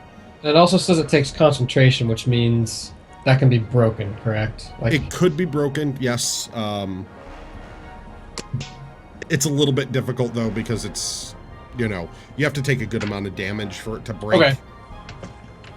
Well, Or if you try to cast another concentration spell, it goes away. I'm going to cast that on the bear that attacked me.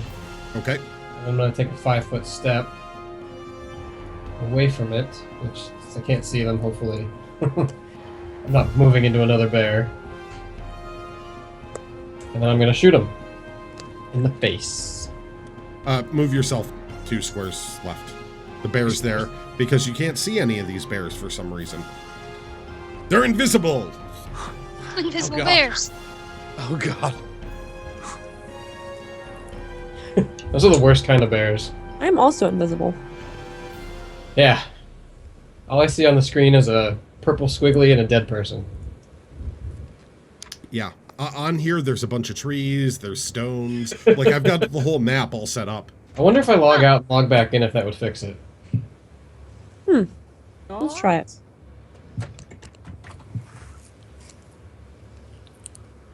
Okay.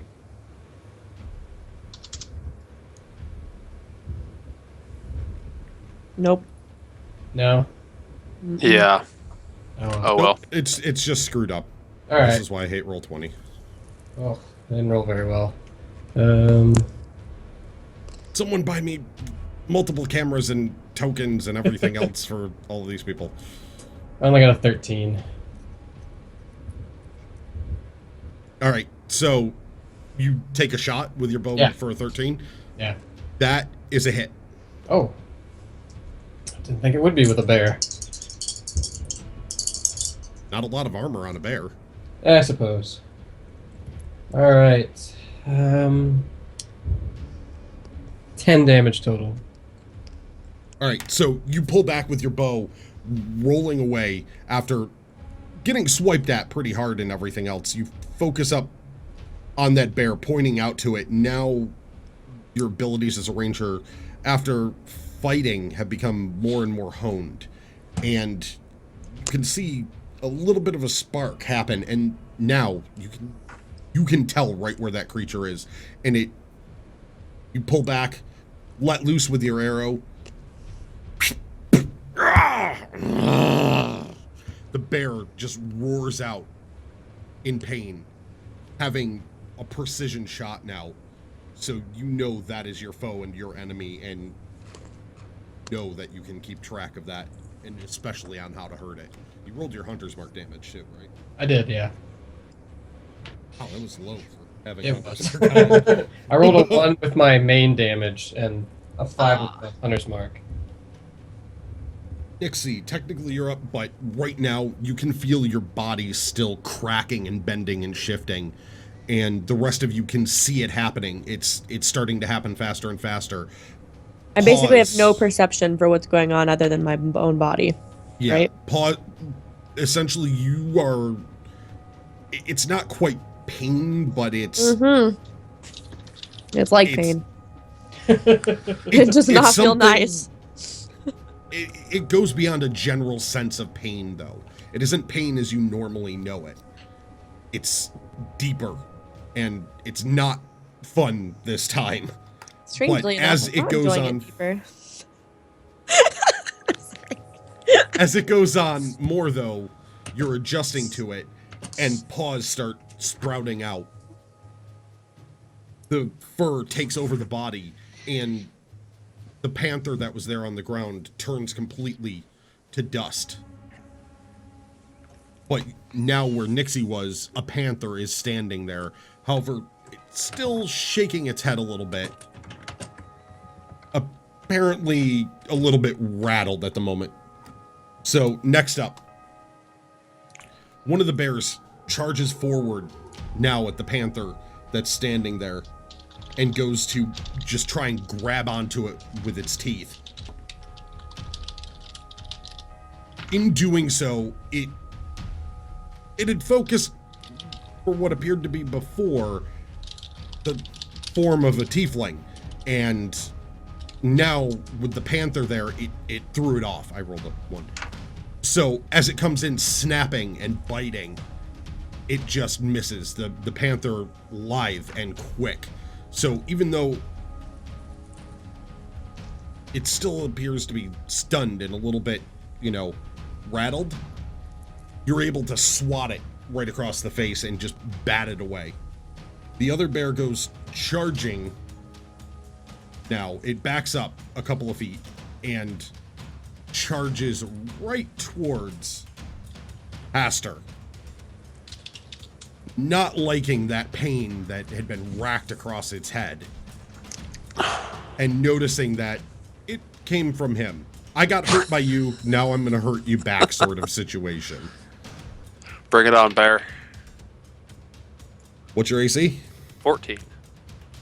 That's gonna be a hit. I rolled a 14. So plus its strength. Yeah. So, oh yeah.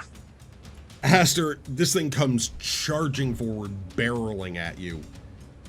Teeth are snapping, and it does 12 damage as it really latches onto you, grabs a chunk of your side and your arm in its very large jaws, and just starts pulling you around like a rag doll.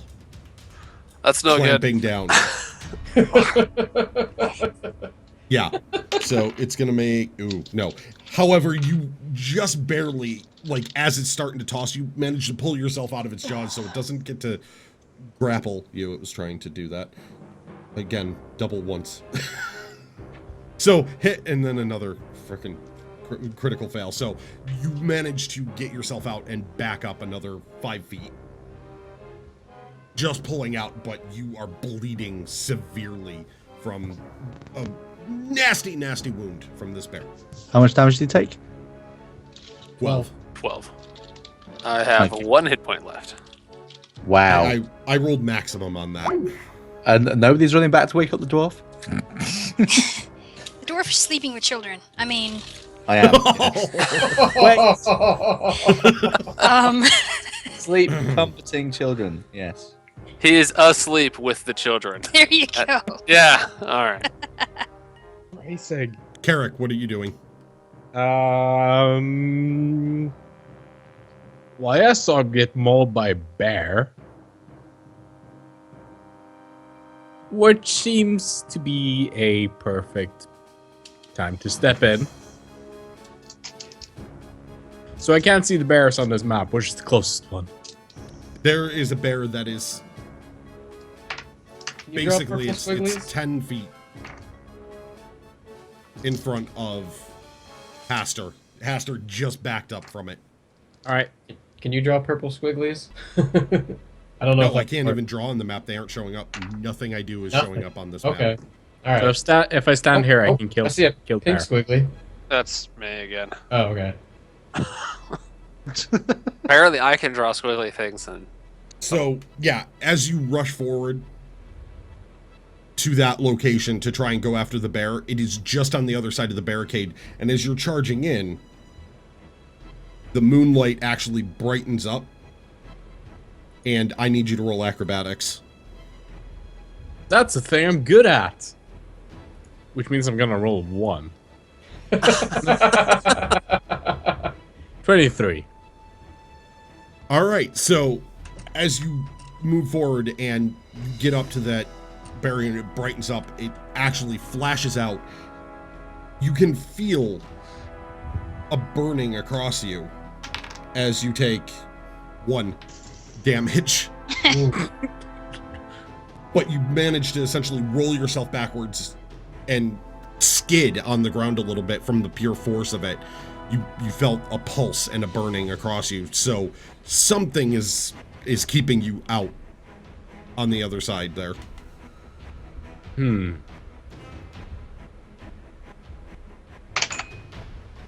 What spells do I have?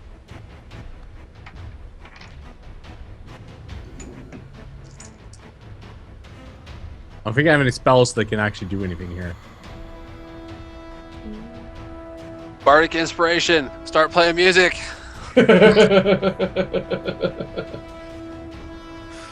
Wait. First. I don't think I want to throw Thunder Wave here.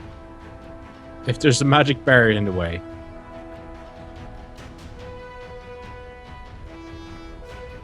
Oh, right. Who's the one who got bared? I got bared pretty bad. You got bared. Okay. I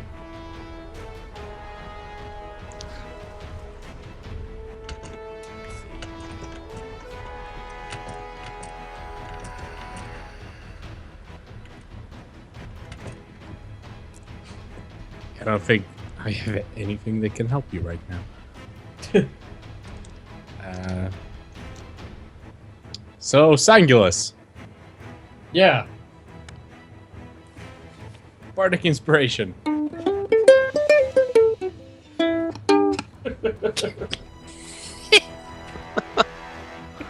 Zangulus, all of a sudden, from outside of these moonlit barriers between the stones and everything else,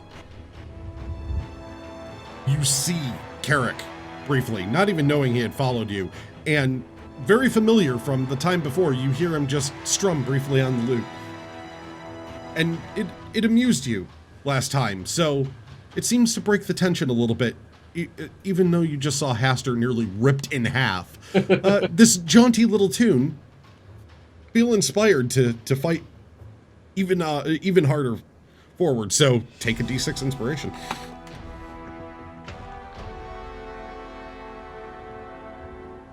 That's a bonus action, so I still can do things, by the way. Yeah, you could. What are you doing next? I don't think hideous laughter is going to work on a bear. I mean, you can try. No, I don't think a bear had. How much intelligence does a bear have? Usually You don't know. I'm not gonna use hideous laughter on a bear because it's probably not gonna find the situation very funny.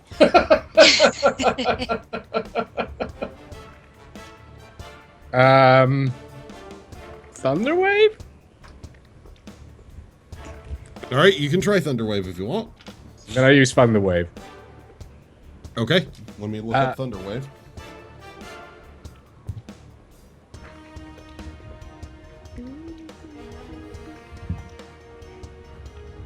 This is going to be interesting.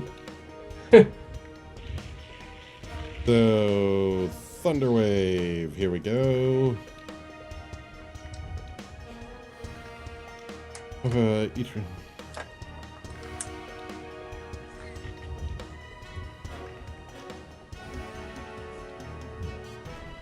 All right.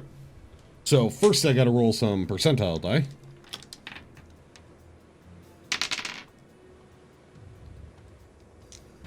And now I need Haster, I need you to make a Constitution saving throw. What's your spell DC, Carrick? Doki. Oh, it's a 15-foot cube. I thought it was a cone. It's a cube. Originating off of you. Oops. Sorry. So I got a 19 total on my con save, thanks to an excellent 18 on the die. All right. I was gonna say rip Haster. Yeah, really? So Always check what the spell does before you use the spell. So Generally a good idea. Carrick rushing up, comes up against the barrier, backs off, sliding backwards, being thrown back, quickly busts out his lute and plays a little tune, giving a wink to Zangulus there, and then straps the lute back and immediately just slams his hands together with an entire blast of thunderous energy coming off of him. It pushes up against the barrier and then moves through it, almost being resisted for a second. Roll 2d8, Carrick. Yep. Did you roll the inspiration on your save, by the way? Master. Say again. Did you roll the inspiration on your save? I did not get the inspiration. I didn't Zangulus need it got it. anyway. I Oh, Zangulus had got it, 18 on the die. Wait. I need to check. I think it's level 2 when I can. My bardic inspiration can do 2 people. Because it's at some point my bardic inspiration gets leveled up. Yeah, basically it goes up in dice. You have certain number of people you can give it to per day. Yeah. And that'll go up as well, but it's a single target. So you inspired Zangulus, you don't inspire multiple at once. There's other bard things you can do to inspire multiples. But the straight inspiration or dodging attacks and stuff all comes from the same pool. Yeah. So with that wave blasting out, what did you roll? 10. Okay. With that wave blasting forward, you see it slam into the barrier. The barrier starts to shift and move. It goes right through it. However, Haster, being close by, gets caught by the wave. He holds up against it, starts to shrug it off. However, it's only half damage if you make your save. So, Haster, you feel the pulse against you, and considering the wound that you had before, you collapse to the ground unconscious, being hit by Carrick and the wave. But the same wave slams into the bear that had been up against Haster, and in doing so, you can see it start to shake its head from the damage it had taken before, and blood just starts foaming out of its mouth, and it falls over to the ground dead. Damn. So that's one bear down and one friend. We don't even need it. I can take. And that brings us to Raven. What are you doing? I can take down everyone.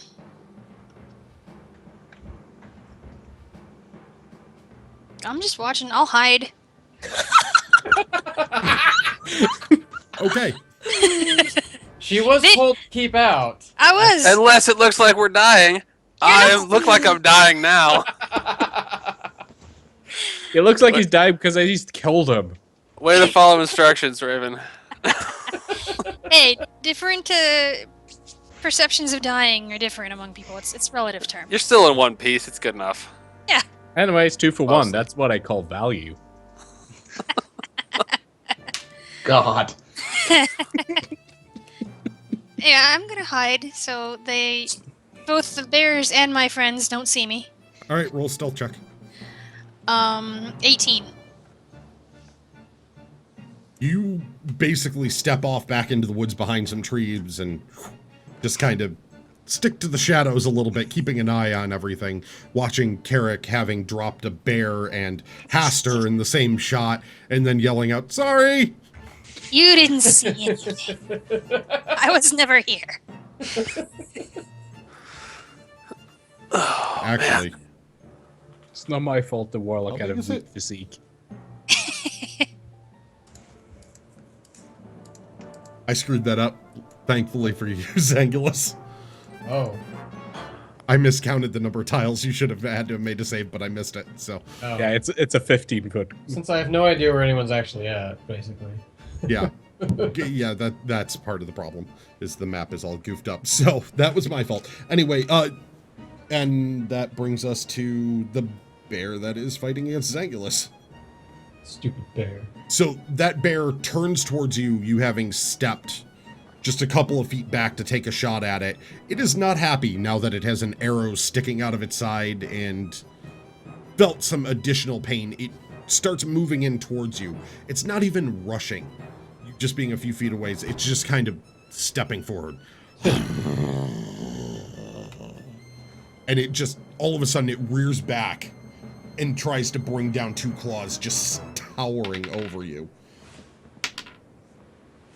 You being the quick ranger that you are, though, you just kind of shift to the side once, twice, and it falls back to the ground looking at you, just trying to stare you down, but it's not hurting you.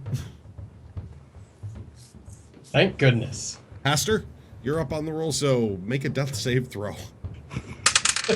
I failed. I got a 5. Oh God. Oh no. All right, mark off 1 tick, Haster. And this is Swear why to you bring God. the halfling along. You only bring 2 people. Yet you brought 4. Well, you didn't bring 4. Yeah. I just Oh, I'm apparently making little dots on the map Are you? Just for fun? on accident. Oh. I just turn around and yell to Raven to just get the cleric. Oh. Yeah.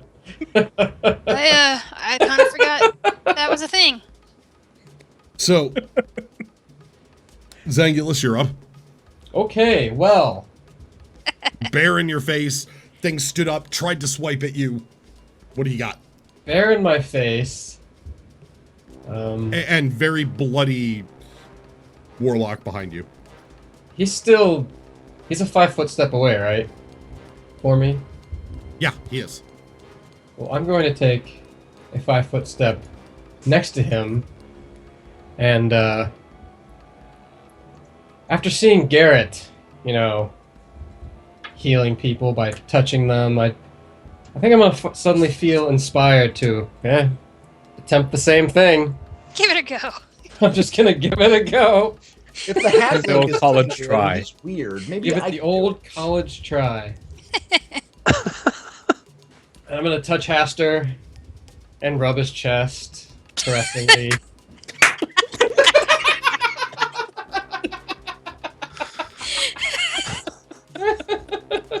The only way this party can heal now is by being ridiculously Well, appropriate. You're the only person I've Learn seen it heal from anybody, me. so. And I'm gonna heal him for 5 health. Yay.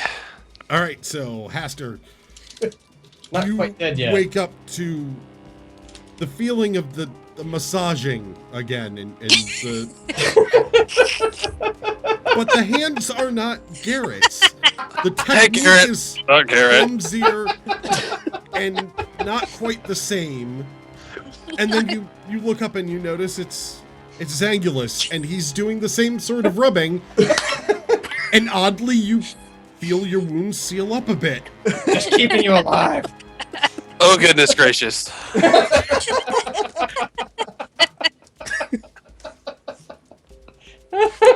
Very touchy-feely healing spells here. My. Why can nobody heal normally in this group? No. Why'd I you don't- guys die? Makes sense. Sorry. Cough little bits of blood out of my throat that are still there.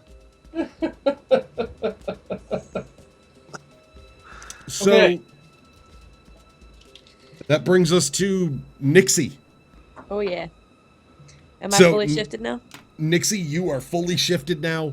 You have your mind about you, but this is not your body anymore.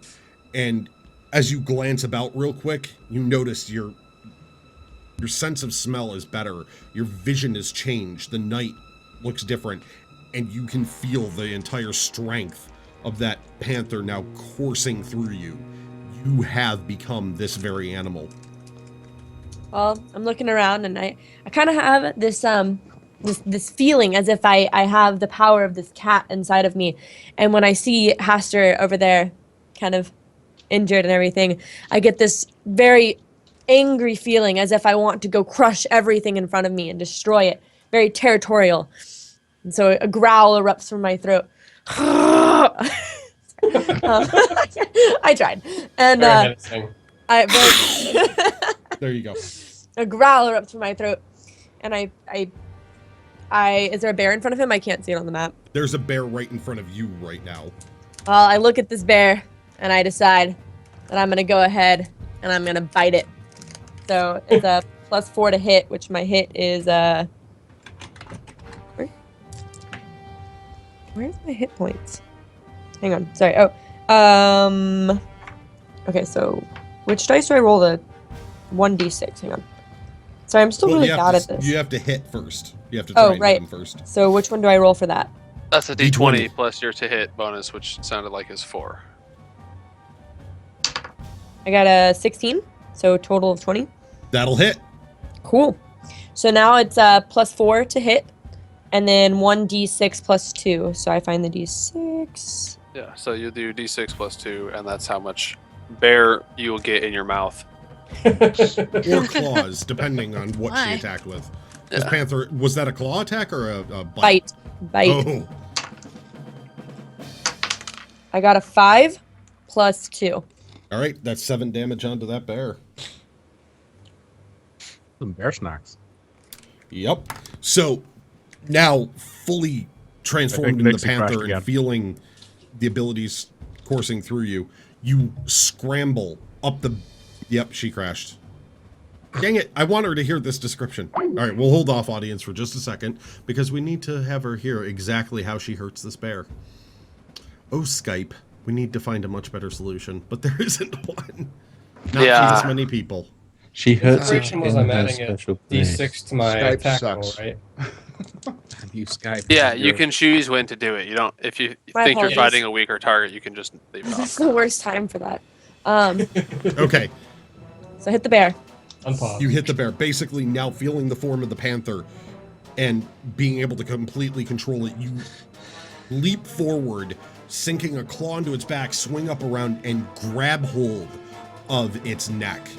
Mostly catching fur, not really being used to animal-on-animal fight, but you still catch a chunk of flesh and tear with your teeth, letting loose a spurt of blood. You can feel it trickle across your mouth. You feel the excitement of the panther being in battle and being that strong, and you turn around, swing back off of it, standing there in front of it, just growling, animal on animal. I also very, very, very carefully lick the blood from my muzzle, obviously relishing it. Ooh. Well done. You used to be so innocent.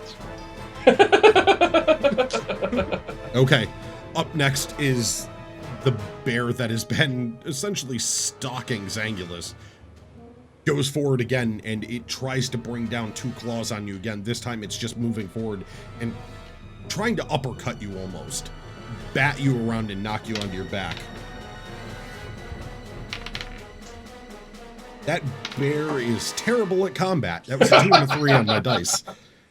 It takes 2 large swipes at you again, but your agility, it's just too much for it. You've been in the woods, being a ranger, where you grew up and everything. You're used to just dodging around animals and almost teasing them when it came to needing to defend yourself.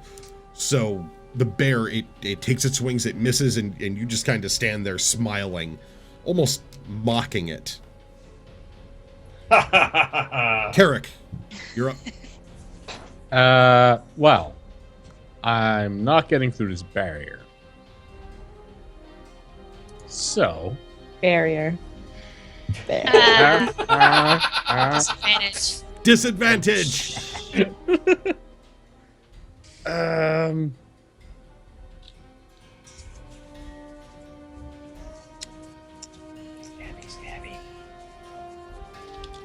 What do they do? What do I do? Quickly now. Who says you have to do anything? Well, You hear Raven from the shadows behind you. As you seem to be fumbling there, standing. I attacked the darkness. It's magic missile. I attacked Roll a the barrier. d20. Darkness gotta get wrecked. Roll an attack roll. Why? You said you attacked the darkness. Let's see how you do. Apparently really well. Oh, wow. 7. did Okay. 7 points of damage to the darkness. In fumbling around, not sure what to do, Carrick just starts wildly swinging his sword. And that's not 7. That was a nat 20. That's crit. Well, he rolled the damage on it. So, oh yeah. Yeah. It was 7. Now it's 14. Well, it's 5, 10 plus the 2. I'm assuming it's a plus 2, so that'd be 12. So in fumbling around, not sure what to do, frustration, seeing his friend dropped, you start swinging wildly at nothing out of the frustration and manage to contact with one of the stones above you where the barricade is. And in doing so, you see a chunk of it fall off. And when that happens, there's a flicker and a sputter in the barrier. Haha! We've mistakenly found a weakness. The luck of a natural 20. Swinging around wildly right next to the damn barrier thing. I can't roll to hit anything, and you guys are rolling. I don't know if I can face so off lucky Arthur that it's like, than this. oh, that's the thing. This is like opposite of rope day. All right, so Carrick, do you want to do anything else since you've taken your action? Do you want to use your bonus action for anything, or movement, or anything else? What's a Song of Rest do? That's when you're taking a rest. Okay, so I don't do that. You could, but the casting time is quite long on it. Okay. Or the ability is quite long, so if you want to sit down and just start playing music instead, you can. So I have one of these healing Do potions. anything. Yes, you do. How's Sangu? No, Haster looking. But better than I was, but not like super 100%. Haster's laying on the ground pretty bloody right now. His wounds have stitched themselves back up a little bit, but the robes are still getting pretty decently soaked with blood. I rolled the health potions over to him. You're throwing the health potion over to him? Yeah. All right. That'll be your movement and bonus action to do that, then I'll allow it if you don't move anywhere. Yep. Okay. Let's see.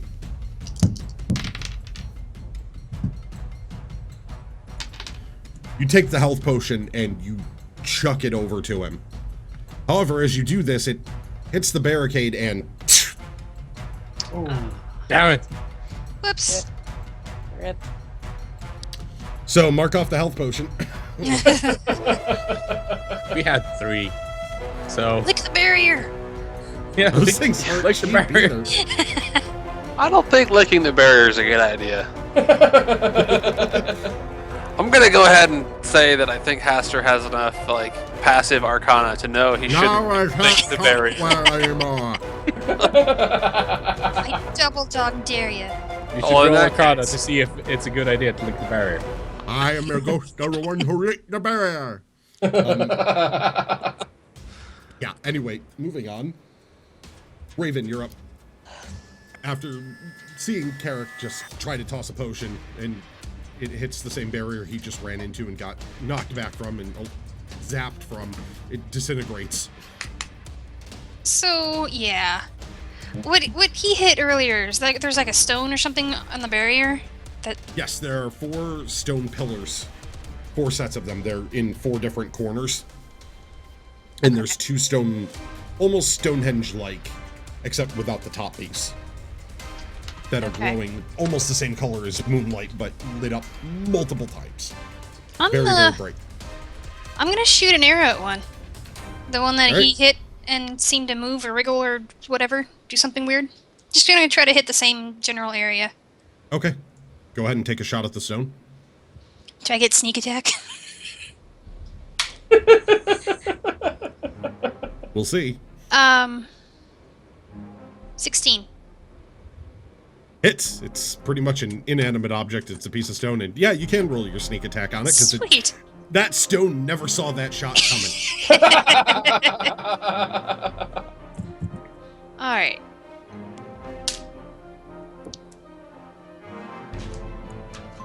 Four damage plus 3, so 7. All right, as you do that, from his hit before, which was wild but solid, you find a crack in the stone where he had, and you put the arrow straight in there, and a chunk of this, it's older, it's weathered, a chunk of the stone falls off, and the top cracks in half, and that piece of the first stone collapses, and you can see the barrier pulsing and sputtering now, and starting to spark and flash. Right? Anything else you're doing? Moving, doing anything? I'm just gonna gesture randomly at Carrick, be like, "Hey, hit that barrier." Or hit the pillar. So, Carrick, here, hit that! Coming from, in a frantic way from a sort of off in the shadows, recognizing it very much as a raven shout of annoyance.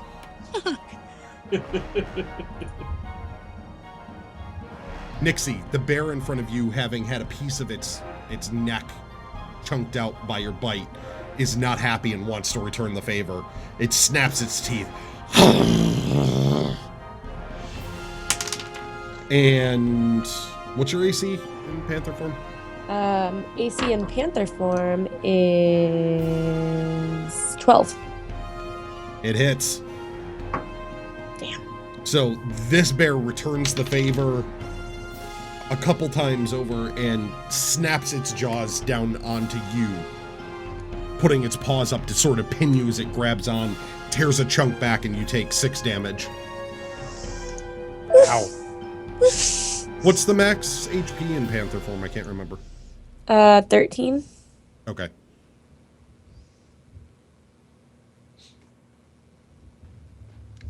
Right. So, yep, it just tore a piece out of Panther, Nixie. And that brings it up to Haster. Okay, so there's a bear really close to Zangulus, right?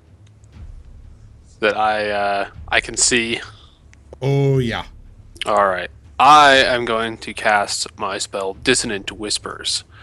Tendrils of psychic hurt bleeding from my hands and face into that beast. Hopefully shattering its mind to where it won't fight against us anymore.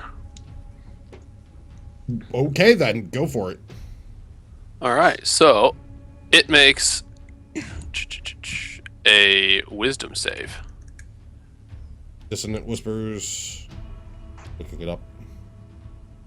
I don't know if I even have to make an attack roll on that. That's what I'm not sure of. Looking it up. Yeah. What the hell is it? There it is, Dissonant Whispers. Nope. That's not an attack roll, you just do this. Yeah. Yeah. Alright, wisdom save. Hell to the no. Alrighty, so the bear is feared. It's scared, and it's going to take a bunch of damage. Roll it. Gotta grab a couple more d6s out of this magic sack real quick. So 9 total. Alright. So, with that, tendrils of darkness start wrapping out, and you, using your magical ability, almost extend them off the own tentacles on your own face. You see them reaching out towards the bear that is trying to go after Zangulus, who had just gotten you back up, and you are not happy about this.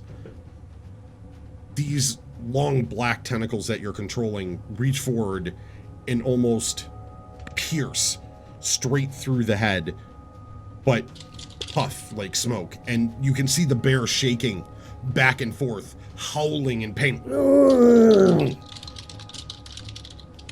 as it, shakes its head. It's still standing, but blood is pouring from its snout now, and it looks up at you, and you can see just absolute terror in its eyes as it, starts to back up and really tries not to get any closer to you at all. Nice shot. I will You're up. take the short break of having the bear scooted back to stand up. Mm-hmm. Oh, okay. For your movement. Yeah. And that brings us to Zengulus. Well, I'm gonna stand back up and I'm gonna shoot that goddamn bear. It's still in your face. Is it? Yes. Yeah. So I gotta take a 5-foot step. Or disadvantage, your call. Or stab it. Alright. Well, I will take a 5-foot step, because that makes the most sense. Still in combat with it. Even with a 5-foot step. There's some direction he can take a 5-foot step to get out of just combat. where I pinged. So you back up 5 feet away from it, basically. Yeah. All right. So you take a 5-foot step back, seeing it reeling, you can still sense your mark in front of you, take your shot. Oh. A lot. 18 plus 3 plus 6. That'll hit. Yeah.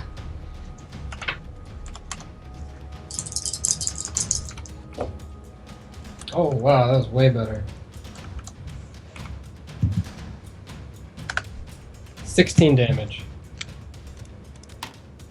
And with that, you put the arrow straight down. It's roaring, it's scared, it puts its head back. You aim, you fire, and shoot right through its neck, right out the top of its head, and it just drops right to the ground. Bear is dead. Well, that's one problem out of the way. Let's go see if we can't help Nixie. Nixie, you're up. All right. Well, I'm gonna use my beautiful claw to this bear that is attacking me right now. Mm-hmm. And let's see if I even hit it. I roll a 17. Yep. Okay, so I hit it, and then I'm gonna do 1d6 or 1d4. Which one is a d4? The caltrop pointy pyramid one. Mm. The one you'd least like to step on. Yeah, Yes. that one. Okay. Well, I'm gonna roll a 3, and I'm gonna do that plus 2, so that's 5. 5 damage. All right. Slashing damage. Ooh. So with your claw, you bring it down and rake it right across the front of this bear's face and maw. It snarls at you with this, leaving a gash, and then what appears like it'll be a really cool looking scar for a story to all its bear friends later, if it somehow survives. And it just snarls at you and squares off. Carrick, you're up. All right. I'm gonna wreck the stone. Go for it. I'm gonna. Oh wait, maybe it's not a good idea hitting the stone with my sword. Do I have anything else? You have a loot. El Kabong. Even less effective against stone. But arguably less expensive to replace. It's true. Wait.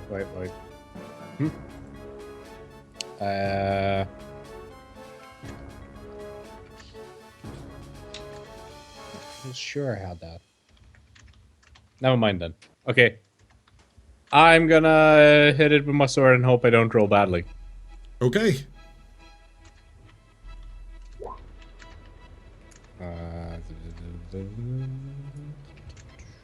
It's a piece of stone. You can hit it, That's and it's 17. not so bad that something goes wrong. Roll damage against the stone. 6. All right. You go up there and start hacking at it with your sword, and you see pieces of it start to fall away because it's like I said, it's old and weathered. And with each hit, you see the barrier just starting to spark. That's not how you hit things. No.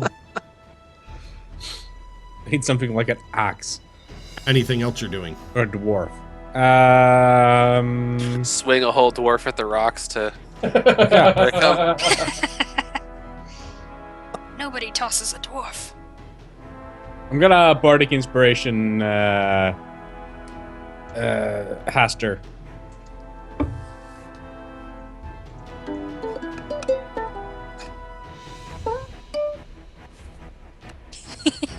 And here I thought you came ready with songs this time.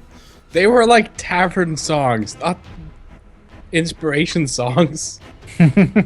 Again, the lute you just hear playing off in the corner, but this time, Haster, for some reason you feel a little tickle at the back of your mind, and you look back, confused, and Carrick just kind of winks at you from the other side of the barrier, and you're like, I don't know why, but I got this! Take a d6 inspiration. Alright. Alright. I'm gonna wreck this bear. Raven, you're up. Alright. I'm gonna shoot another arrow at this stone.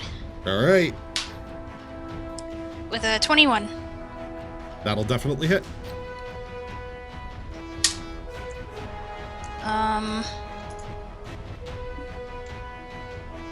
Oh, that's the wrong die. What am I doing? 6 damage. Do I get sneak attack again? Yep. Okay. 7 damage. Nice sneak attack. However, it is enough. As you let loose the arrow, you find where he'd been chipping away, and you crack into it. And with that, you see the stone start to crack and crumble.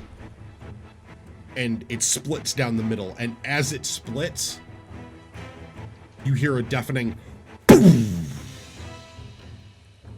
as a pulse of energy is let off from this pillar as it crumbles to the ground. So what do I roll? So everybody within 20 feet, which means Raven, Zangulus, Haster, the bear, and Carrick, are all going to have to roll dexterity saving throws. Sweet!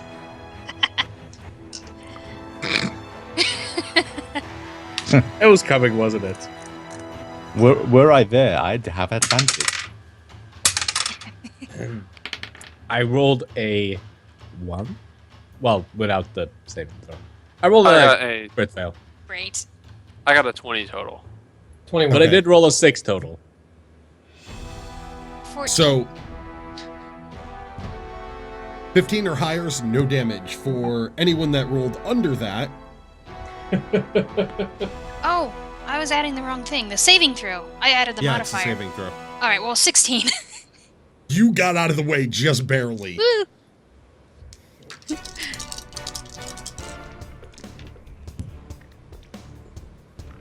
So who was within? The only one that failed was Carrick, wasn't it? Yes, I think so. I don't know about buddy. the bear. As the detonation goes off, bits of rock and a wave of force slams into Carrick, who just was not prepared for this. Zangulus and Haster, seeing this wave incoming, both duck to the ground. Raven, being as agile as she is, flips her way back behind a tree and just hears as like pieces of rock pepper into it. The bear almost curls itself into a ball and tumbles over its shoulder behind another tree and gets itself down into the brush.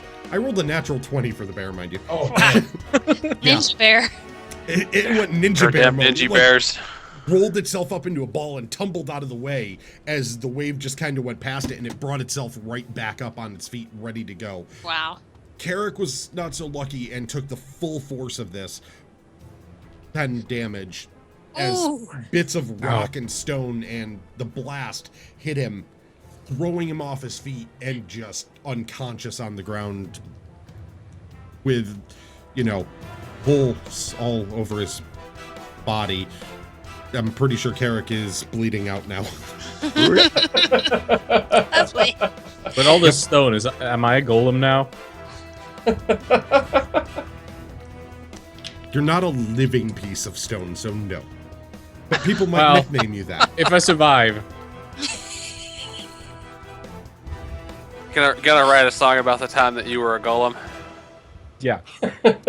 I like it. All right, so next up on the list is going to be the bear. Oh wait, no. Yeah, Ninja Bear did get out of the way. All right.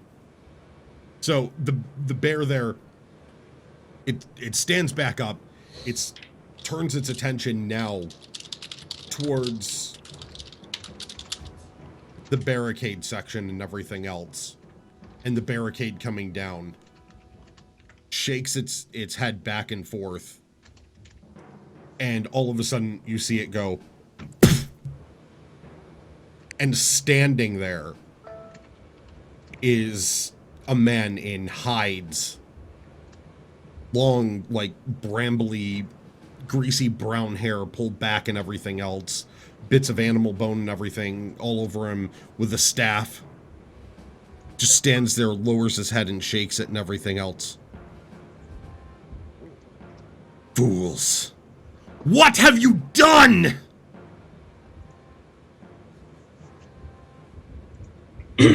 I didn't do anything. I hide. I would have totally told you to just let it happen had it been there. Like, I would not. At all. Roll your stealth, Raven. Oh. Having taken the last shot at the barricade. 24. Really good hide skill. However, this guy really knows the woods. Oh, man. He rolled a natural 20. Oh, I rolled a 19. I know. He saw you back there. Dang it. Where is it? Where is it? Where is it? Where is it? Where is it? Looking up there it is, the effects of his spell.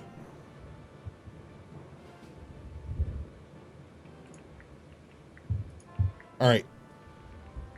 So, focusing on his hands and everything else, you see the same color as was there with the barrier, which is now dropped on those sides. It's only sort of a wall backing behind him. It turns from that whitish color to almost blood red. And you see fire crackling off of his hand. And he points over at you, Raven. And in the space where you were is now a, well, giant 5-foot ball of fire that just basically aimed and just dropped right there where you were standing. Oh, is that all? Yeah. Yeah. So on your turn, you're going to have to make a dexterity saving throw, and you can make one now. Okay. 15.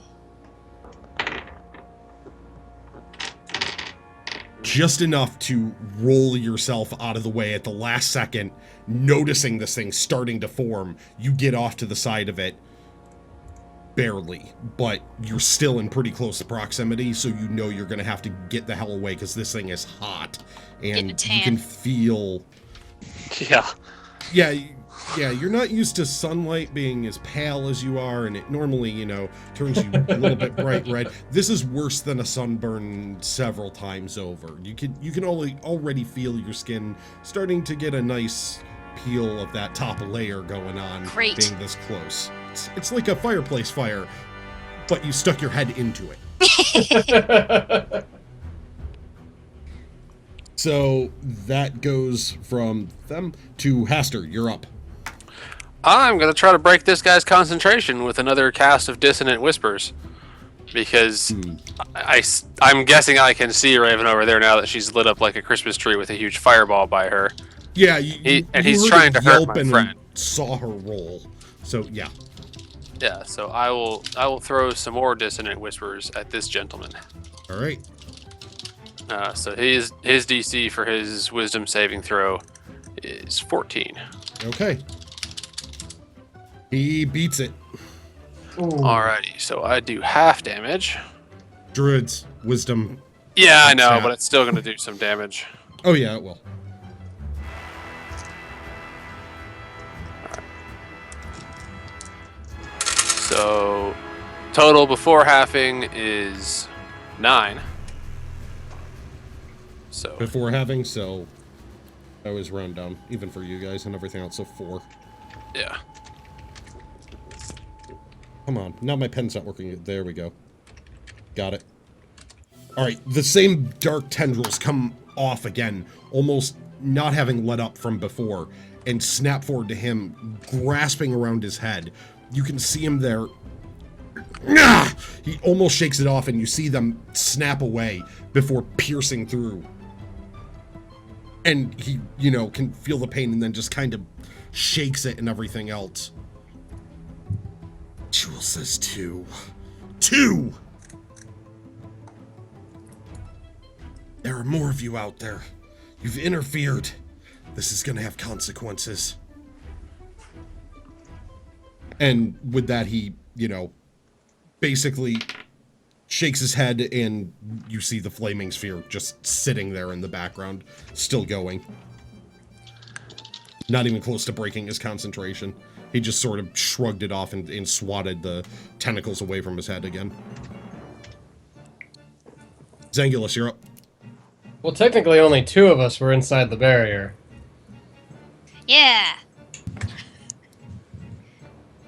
He just kind of gives both of... He looks back at the burning sphere and just nudges it a little closer with that, yeah. Just a couple of feet. Like, he's getting ready to do more with it. Okay, arrow in your eye. All right.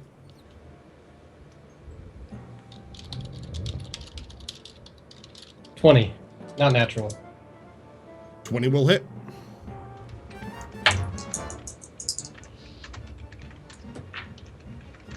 For 4 damage.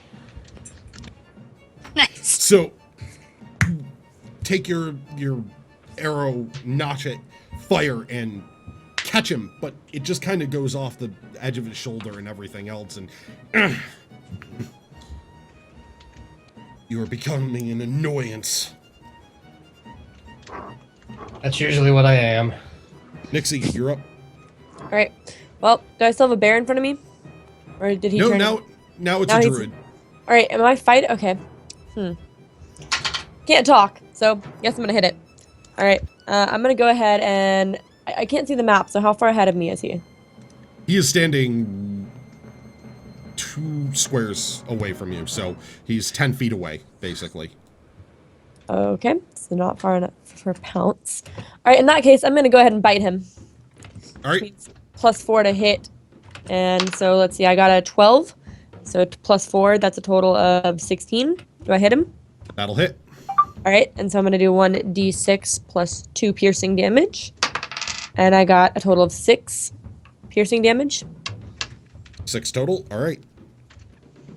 Stalking forward after seeing what was a bear before now becomes a person dressed very much like you would. And you recognize his movements and everything else is very much druidic. So it clicks that he's already been through what you've been through, and now he's hurting your friend, so it doesn't really matter. You gotta do what you gotta do, and you lunge forward, grabbing him by the thigh and tearing a chunk out. Now he's actually bleeding, and doesn't quite scream, but he... and he's gritting his teeth, and he doesn't seem angry, but scared and annoyed at what's going on. Tarek, need you to make a death save. What is it again? It's just D12? D20? Yeah, just... Don't roll single digits. 16. That's 1 success. Go ahead and mark off 1 success. Raven, you're up. Oh yeah, I have to roll my saving throw, don't I? For the fireball. Yep. Yes. 22. You get out of there taking only... It's hot. 1 damage, actually. Oh. All right, So you I'll managed take to it. roll out of the way from basically being hit in the face with the thing. And then, as you're there, you're standing right next to it, so it's hot, but you kind of shift before the burning gets too much to handle and you can get away from it. Okay. Well, Carrick's kind of unconscious, isn't he? That's right. Kind of. Kind A of. little bit. Kind A of bit unconscious. bleeding and shrapneled up, and Yeah. a little bit of a broken nose going on from the smash to the face. My beautiful nose. Just a flesh wound. I'm gonna go get the others. I'm a little worried at this moment. So I go, no, my friend's the one I've traveled with for years now, is unconscious. I couldn't care less about the warlock, but I'd kind of like to go get our healer and the barbarian that could, take care of this a little easier. All right, so you start sprinting back through the woods, taking the trail back away from where you were. You're a good couple minutes out, though, so. Yeah, although, I forgot. Takes a bit. Oh well. So you sprint off to go and get help. Yes. Okay, I've marked how long it'll take. All right, so now this guy's standing here and everything else, flaming sphere up next to Raven and everything else, looks at all of you, everyone there, and down at you, Nixie, and he goes, Nixie Nightshade, bringing more than two, you don't know what you say. I shake my head. I shake my big panther head as if to express I did not do this. And with that, all of a sudden, he turns into a very large bird. Stop turning into things. Immediately into the sky.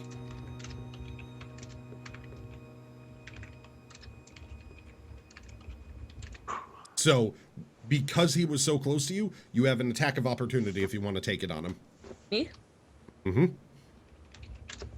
Yes. Okay, I'm going to. All right, go for it. I just fade off. I rolled a 15. And I can just pick any attack, right? Which one of the... Yeah, I mean, were you biting or clawing? I'm going to go ahead and I'm going to bite him. Okay. And I'm going to do 15 plus 4, so that comes out to 19 to hit. And then I'm going to roll, and we're going to get... Oh, well, we got 4 damage of piercing damage. All right, as he takes off into the air, you manage to catch him by one of the legs just as he's lifting up off the ground, and you hear a loud screech from the bird, but it shoots off into the sky, seemingly unstopped.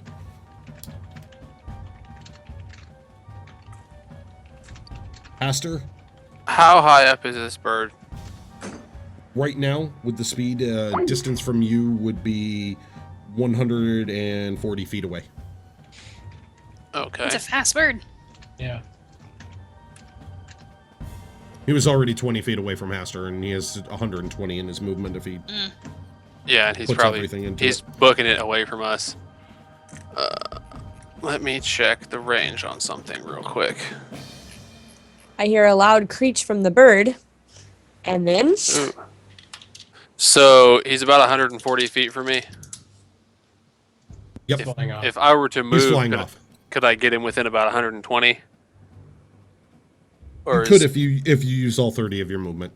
You could move close enough to be within 120. Alrighty, I am going to move up and Eldritch Blast him. All right. Let me see what my bonus on that attack roll is. It is a +6. So I got a 17 total. That'll hit. And it's going to go for 2 whole damage of force damage. All right. Seeing this druid man turn into a very large bird. It's not a typical like bird of prey. It's quite a bit larger, but not gigantic in size by any nature. Like it's not Takes going to off. be picking up elephants or anything. No, it's not going to pick up an elephant, but Okay. maybe a halfling. Good thing there aren't 10 halflings You around. focus on it, The silver and purple comes up and you fire off a blast from your hand, just barely contacting it at this range. It seemed to almost peter out, and it slams into it. You can see it move, and it dips just a couple of feet, but it's continuing on. Zangulus. I basically just ruffled its feathers. Yeah, pretty much. I'm gonna focus my hunter's mark on it. All right. And then I'm gonna shoot at it for a natural 20. Oh, Nice. no. All right. Oh yes. I'm gonna kill this thing, and it shouldn't be getting killed. We're a little slow, aren't we? Oh my gosh. 8, Gonna be 9, 10, all 11. druids are gonna hate us. Nixie's gonna be So- shunned. I rolled an 8 on my arrow and a 3 on my hunter's mark bonus. I don't know what gets doubled. Dice get doubled. Okay. So 22 plus 4, 26. Okay, with carryover. All right. So, you focusing...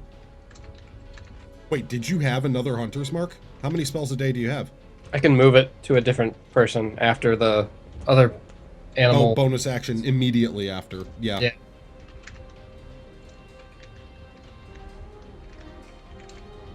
Was this the turn after, or was this 2 turns after? It says subsequent turn.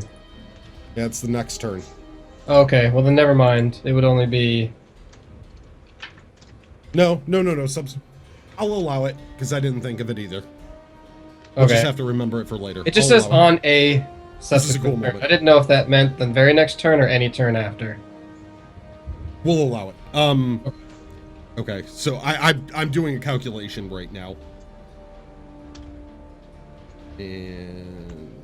Well, it would only be 20 damage if you didn't allow it. No, I'm No. allowing it. So. Okay. Oh, why did I have to roll?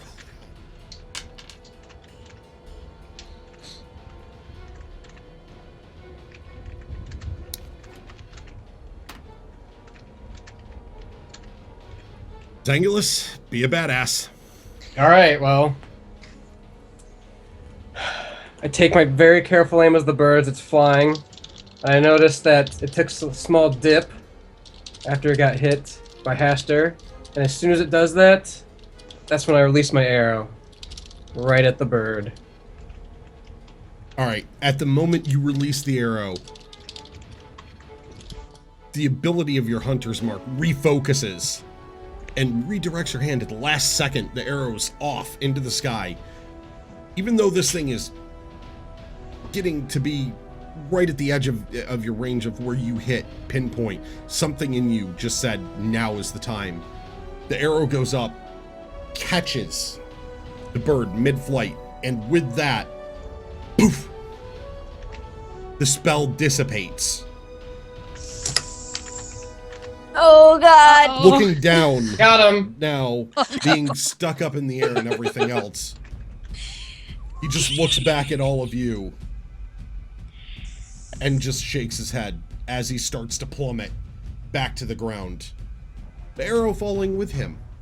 And as he hits the ground, he hits on some rock with the arrow piercing him straight through the chest. Oh, The fall God. did 12 damage, it finished him.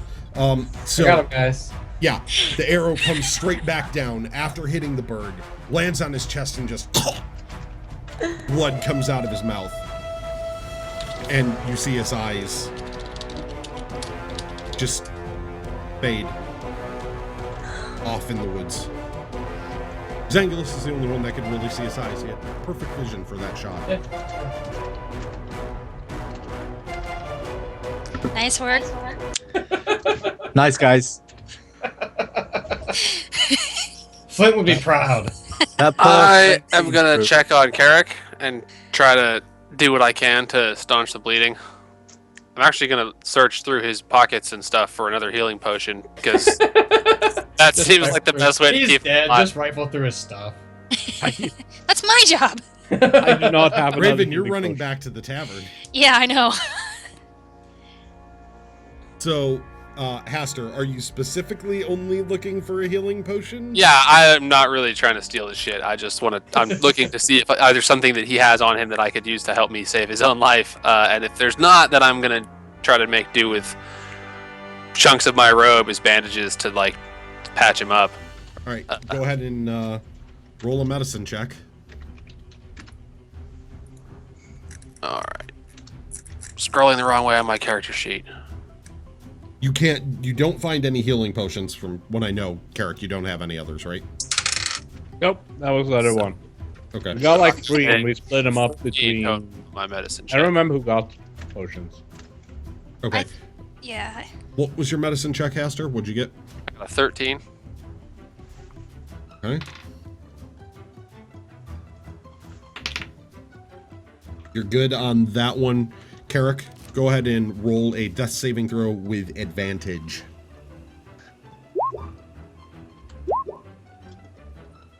Hooray! Nice. All right, so mark off a second success on your death saving throws. Haster, you notice you're starting to make progress and you're staunching some of the bleeding here, and your book knowledge is actually working to your advantage. However, you are certainly not a healer of any kind, and he's still bleeding pretty profusely from the sheer number of wounds from the shrapnel that he was standing point blank to, basically. I have a very academic understanding of losing blood is bad until very recently. So now I've started to experience it a few times in real life, so I've realized how quickly I needed to try to help him. I am going to sit with him and continue trying to keep him from bleeding out. Totally mangling my robe if I need to, whatever I need to, just to stuff bandages and all those wounds. All right, so you're cutting off some more of your robe with the knife that you carry and everything else, and you start to cut up and go ahead and roll another medicine check. I got a 19 total this time. That's going to be enough for an advantage for Carrick. So Carrick, make another death saving throw with advantage. Oh. Oh no. No. No. Wow. You made it worse. You're trying to stop the bleeding, but something didn't go right. Oh god. I don't know. Maybe if you had a board-certified medical personnel somewhere nearby, totally has a medical degree, medicine license that he's totally licensed to practice medicine. Well, he's not here, so you got Haster instead. Yeah, you're trying to staunch the bleeding, and this time something slips in. There's spurting now a little bit and everything else, so it's almost comical if it wasn't so dire. In the way a body can actually spurt like that. It's confusing and throws you off. I am going to shout for help. Doesn't look good. I will. I think he's dying. Try to assist him. Not that it's going to make much of a difference. Okay. Raven, you can hear that shout as you're just reaching the back of the tavern. Okay. Something I can do now. I'm just gonna burst into the tavern and be like, guys, wake up. We have a situation. What? There's some kind of weird ghost ritual, and there were bears, and Nixie's a panther, and Carrick's dead. We need you.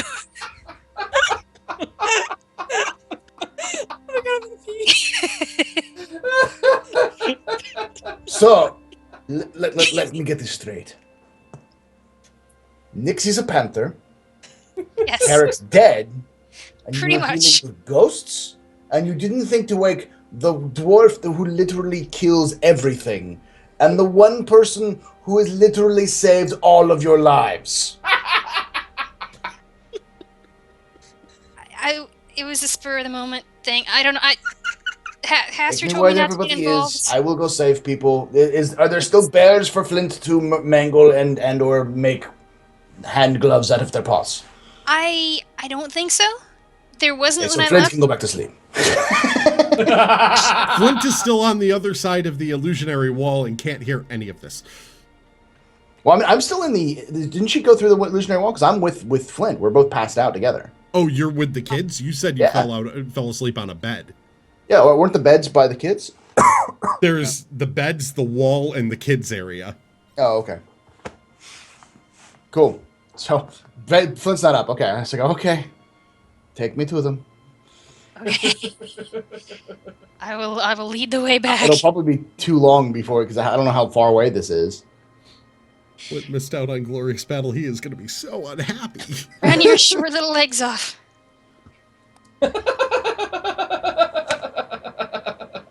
All right, so you take off out of the tavern. Nixie, what are you doing at this moment? Can I shift back as an action and then use a spell?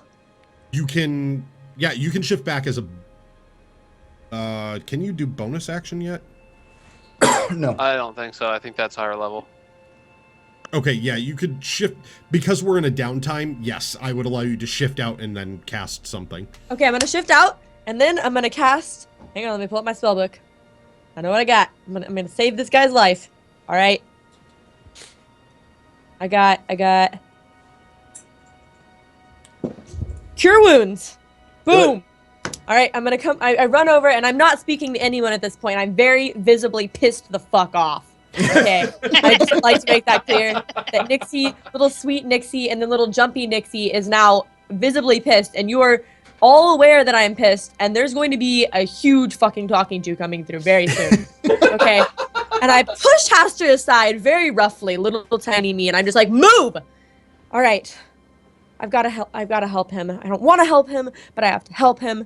So now what I'm gonna do is I'm gonna roll 1d8 plus my spell casting abilify. Yeah, whatever. Ability modifier, I think, is the 2 words you wanted. Abilifier. That's all right. I got. Where's my spell casting? Hang on. Where's my spell casting? I got this.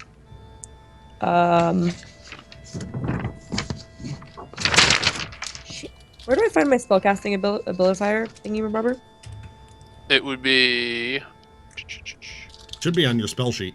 Your That's paper right. spell sheet. Got it. My apologies, guys, for slowing it down. I had to restart my computer, so I don't have it pulled up. It's fine. All right, so it's +4, or my spell save DC is. No, it's just the modifier. What'd you roll? I got a 2 + 4, so 6. With that, Carrick, you feel life coming back into your body and some of the shards being pushed out, and notice some bandage work across you with bits of Haster's robe and everything else as you kind of come to again, coughing up a little bit of blood and with a sort of ow moment. Well, the minute he wakes up, I look him in the eyes and then I slap him across the face. What the hell were you doing here? Double ow. Well, you weren't exactly quiet when you left. 2! There were supposed to be 2! Everything is ruined. I just killed my teacher. I'm never gonna be a proper druid, and it's all your fault. I should have let you die. Wait, you knew that guy? Why didn't you say something? What, are we there? Oh yeah, I guess I should. Yeah, you're not exactly there quite yet. Never mind. You're running through the woods, and halflings aren't notoriously fast. No. I'm just gonna find him, pushing him along. Go faster, go faster. Yeah, and you hear through the woods the short little clank, clank, clank, clank, clank of him and his much heavy metal armor. I said the thing that Raven said. Can I run over and meet them? Retcon. About now, maybe they'll be arriving. So Nixie, how bad exactly is this that there was outside interference?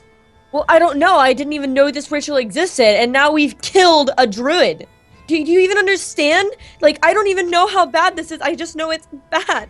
It's so bad. Well, on the plus side, death is part of nature, and druids should understand that they happen occasionally. We can sort this out, maybe. I don't know if that's help. Well, you're the Since I smart moved one. the hunter's mark. Do can I your try to research and find figure out how to fix this. keys? All right. I am gonna roll either history or arcana, whichever is preferable, to see if I know a way to fix this. And if not, I at least know of a library in the capital city that would have the kind of books I would need to figure it out. So, What are we fixing? The fact that the druid is impaled? that we just jacked up her ritual really bad. Flint, roll a perception check for me. 18 plus 21. Okay. At this moment, all of you at the ritual center start feeling the ground rumbling.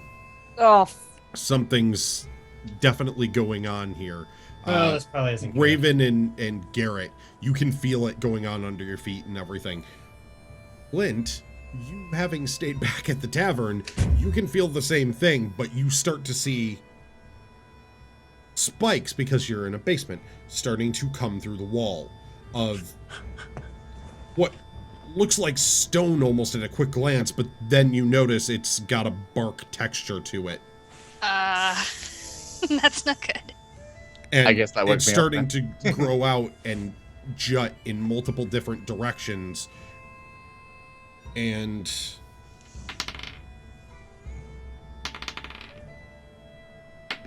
say one of the two kids up against that, or one of the three kids up against that wall gets out of the way.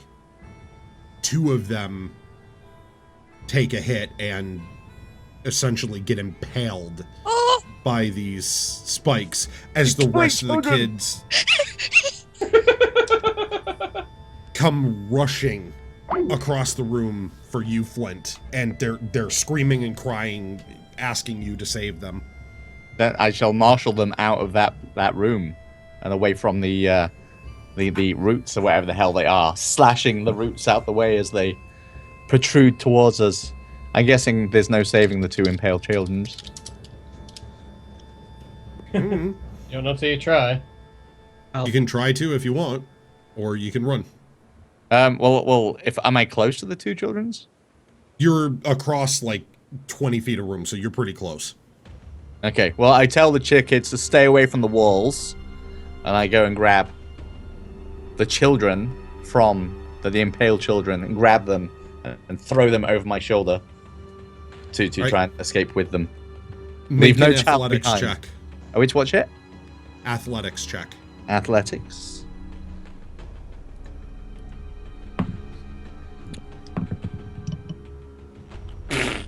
Um,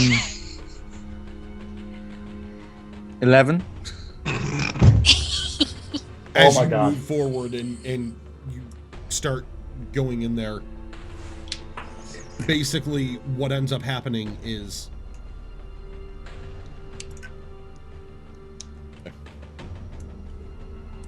get to the two children that are there. Cameras are shifted off now. But you get to the two children that are there, and you pull them off, them letting out just very soft, faint screams. So they are not dead at this very second, but they're bleeding profusely. You get them over your shoulders, but as you start to move away, you feel one of those spikes come and catches you right through the back side, and you can feel it actually start to pierce your lung. You can feel the blood actually filling up in there and everything else, and you take 18 points of damage I can take it. from that. I can take it for the children. Well, That is We rough. shouldn't have fucked with the druids. I write it so any potential outcome can happen. You guys just decided to mess with kill him. I did what I was told. I did not mess with the druids more than I already was allowed. You So- impaled him. Well, yeah, but you know, we were part of the ritual supposedly. That's right. Zangulus, you realize that we're gonna have to be part of whatever ritual is done to fix this mess, right? Probably involves sacrifice. Yeah. So yes, anyway, because things are starting to happen faster and faster in the taverns, basement now underneath the Drunken Mermaid. More spikes are starting to come out of the walls. I need you to roll athletics to try and marshal the kids out of here quickly. Flint, because you're using your strength to basically try and just get them through the doorway quick. Almost tossing the children if you have to. But okay, cool. doing whatever you I have roll. to save them. What? Doing whatever you have to do to save them. So what'd you roll? So we rolled 21. All right. You managed to catch the kids and you've got your axe out now. You're hacking away at this. But as you hit, it's almost metal on metal. It's so tough, this bark. And the spikes are starting to move all over the place. But at the last second, you're smacking just the newly forming branches off. They're still brittle enough that you're catching them and keeping them away as you rush quickly down this very now narrow pathway through the center of the room, through the doorway, getting to the stairs. I need you to quickly make another athletics check to try and keep swinging while you are also marshaling the children. 20. Again, you snap just the newly forming branches as that room starts to spike and fill up more and more, and get the children up the stairs just in time.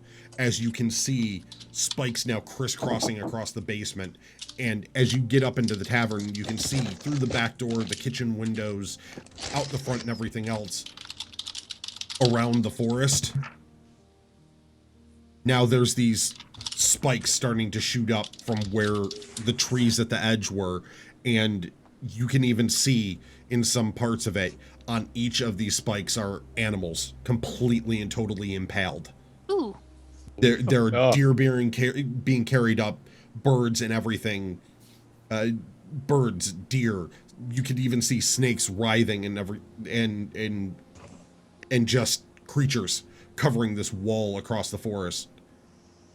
So whatever was in the basement was definitely targeting whatever's alive. I'm like, where the hell is my party right now? What the hell? All of you in the middle of the woods see the spikes starting to shoot up around you. Oh no. These walls. I'm gonna grab Garrett and take him to the druid that I shot down from the sky. So you're That's running what I'm for doing. the druid?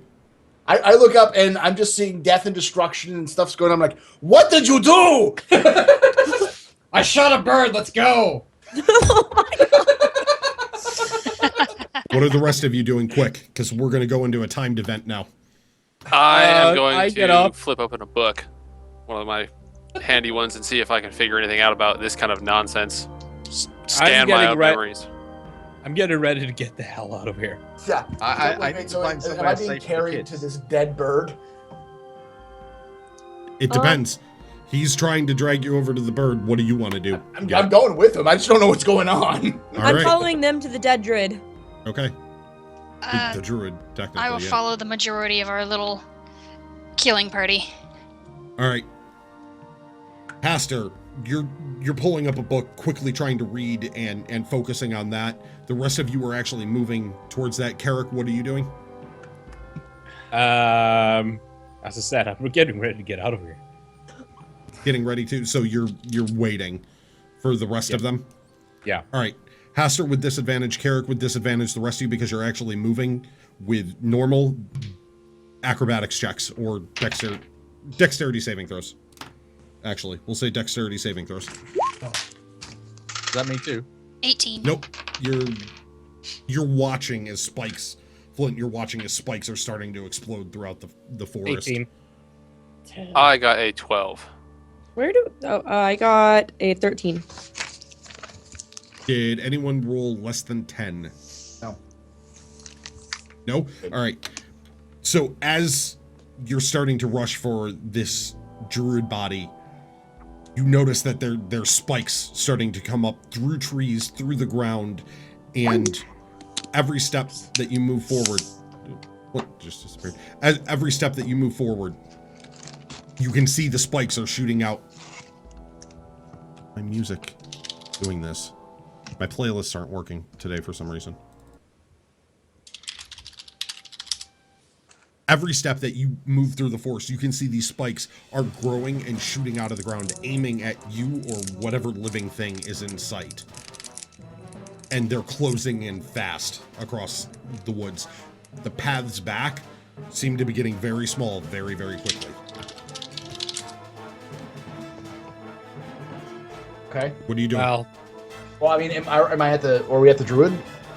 You're just getting up to that druid's body. He appears to be a druid, yes. Is he still, like, is it possible to save him at this point? That's what we need to find You out. wouldn't know that. Only I would be able to tell Yeah, from that's why getting I- close. Get closer. Go. I'm keep moving. I guess if Zanglus is still, because I don't know what's going on. So if Zanglus is still dragging me towards them, I'm still moving with Zanglus. Yeah. All right, you get up to the body then. What are you doing here? You need I to look try to at save him. It's a bird. Yeah. No, it's It's a a body. human now. Oh, it's body. Okay. Yeah. Like, okay, and Human. I give a heal spell. Let's see. Just healing word. I just do a basic healing word on him. I get up to him. I get over the body. I look over him and I kind of like lean into his ears and go, "I am sorry. Do not know what my friends did, but may the love of Sayune bless you." And I kind of caress his ear as I speak it, and he heals for 7 points. All right, you focus on Sayune's symbol and calling on her magic, aim to heal her and put words of healing directly into his body, and you can see him start to glow the same color as your symbol. And it fades, and nothing, no movement. He's dead. I can't save him. Well, Make this is really dexterity bad. saves, disadvantage. This is 10. No, it doesn't matter. I rolled 2 4s, so 10. Who else is at the body? Hi. 24. Dexterity save. Okay. Anyone else at the body? Me. I rolled a 7. All right. So, as you're all getting up to the body and everything else. Oh, whoa, and no, you no, no, can no. I see- got 21. I'm sorry. I did bad math. I was You're looking at the still wrong fine. thing. Okay. You see Garrett, who now looks a lot like Raven for some reason. You see Garrett focusing on the body and whispering something into its ear, and it glows, and then nothing. Immediately, more spikes start shooting out of the ground. More branches start coming out quickly towards everyone. You back up, getting thrown off, thinking that maybe it had something to do with him at that moment, and that healing him would help. It had no effect. And Raven in this, watching the ritual and focusing on that, being hopeful that that was the fix for the situation, wasn't paying attention as one branch comes out from behind her and catches her right through the collarbone, spearing in, doing Ouch. 4 points of damage. Okay. not too I bad. deserve it. Yeah. Thanks for coming along.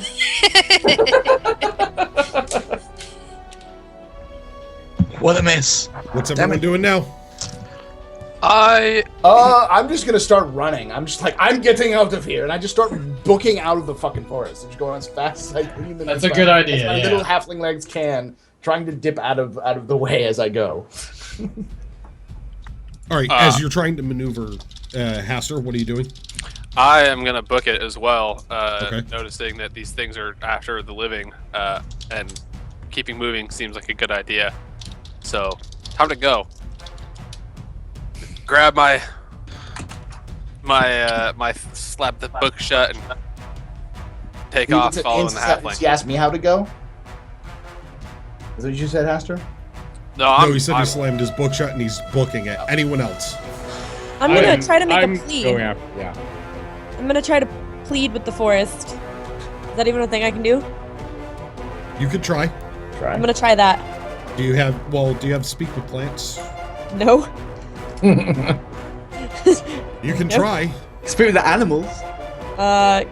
All right, I'm gonna try to speak to whatever god or deity or whatever the hell is pissed off right now. What do I need to roll? Roll a wisdom roll. All right, well I've got Just add your wisdom. 6 wisdom, so Roll for it. this could go well. I got a 13 plus 6. All right, so amidst the chaos and seeing Raven stabbed by this, you focus on the forest around you, and you can feel anger, and you can feel pain and rage and destruction. I don't think I've ever Make fucked up this hard in a pen. a dexterity save with disadvantage. Dexterity save with disadvantage. Oh god. So disadvantage means I don't get any plus, right? That means you roll twice 2d20 and take the and low. take a low one. Okay. Please don't be lower than that. Oh, well, okay, I got a 4. Plus, my dexterity is plus 3. Yeah.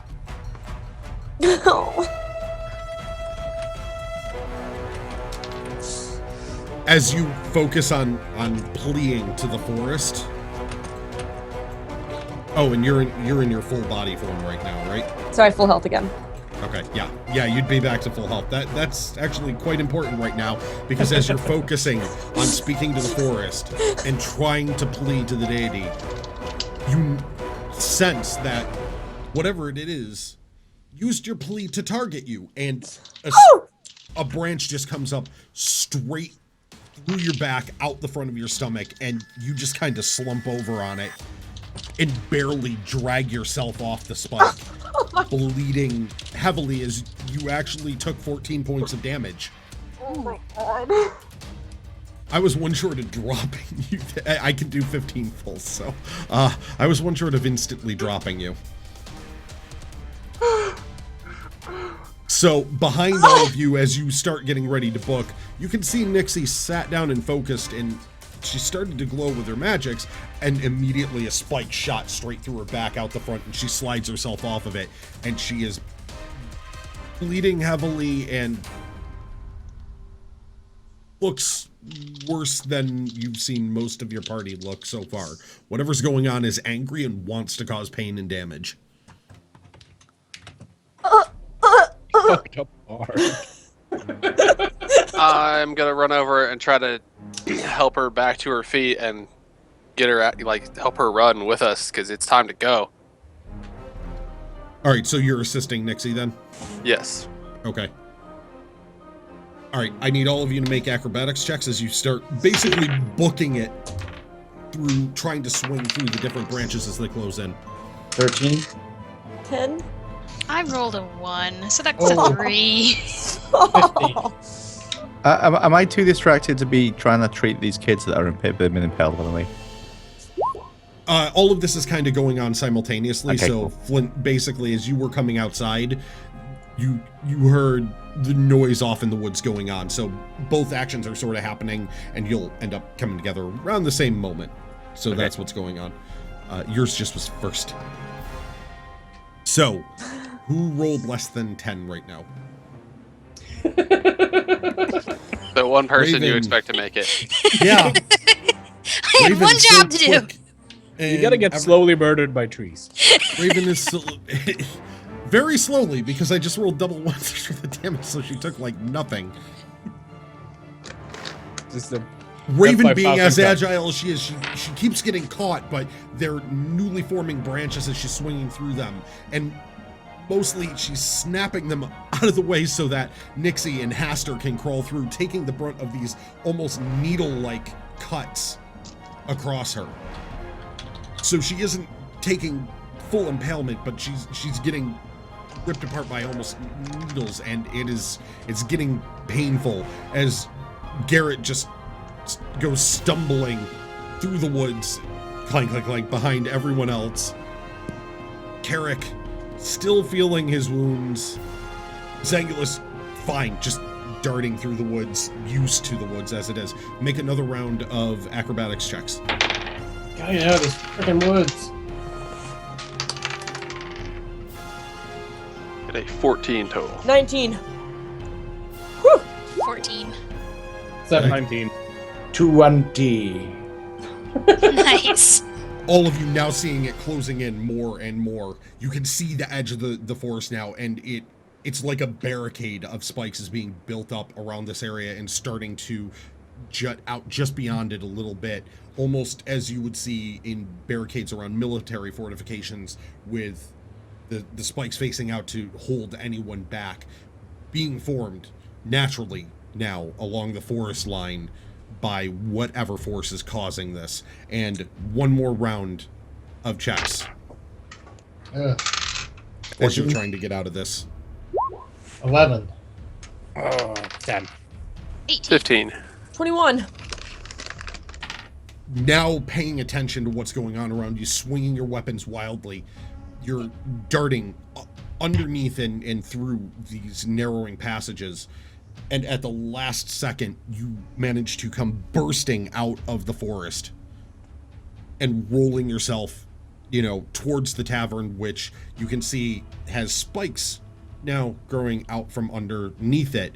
However, they haven't pierced any of the upper floors, at least at this moment, and you can see Flint there at the tavern, just standing there stunned, covered in blood, and behind him you see children, the children there, and a couple of them you can even see through the doorway because he left them right there before he stepped outside with severe wounds, eyes closed, and just covered in blood. Alrighty.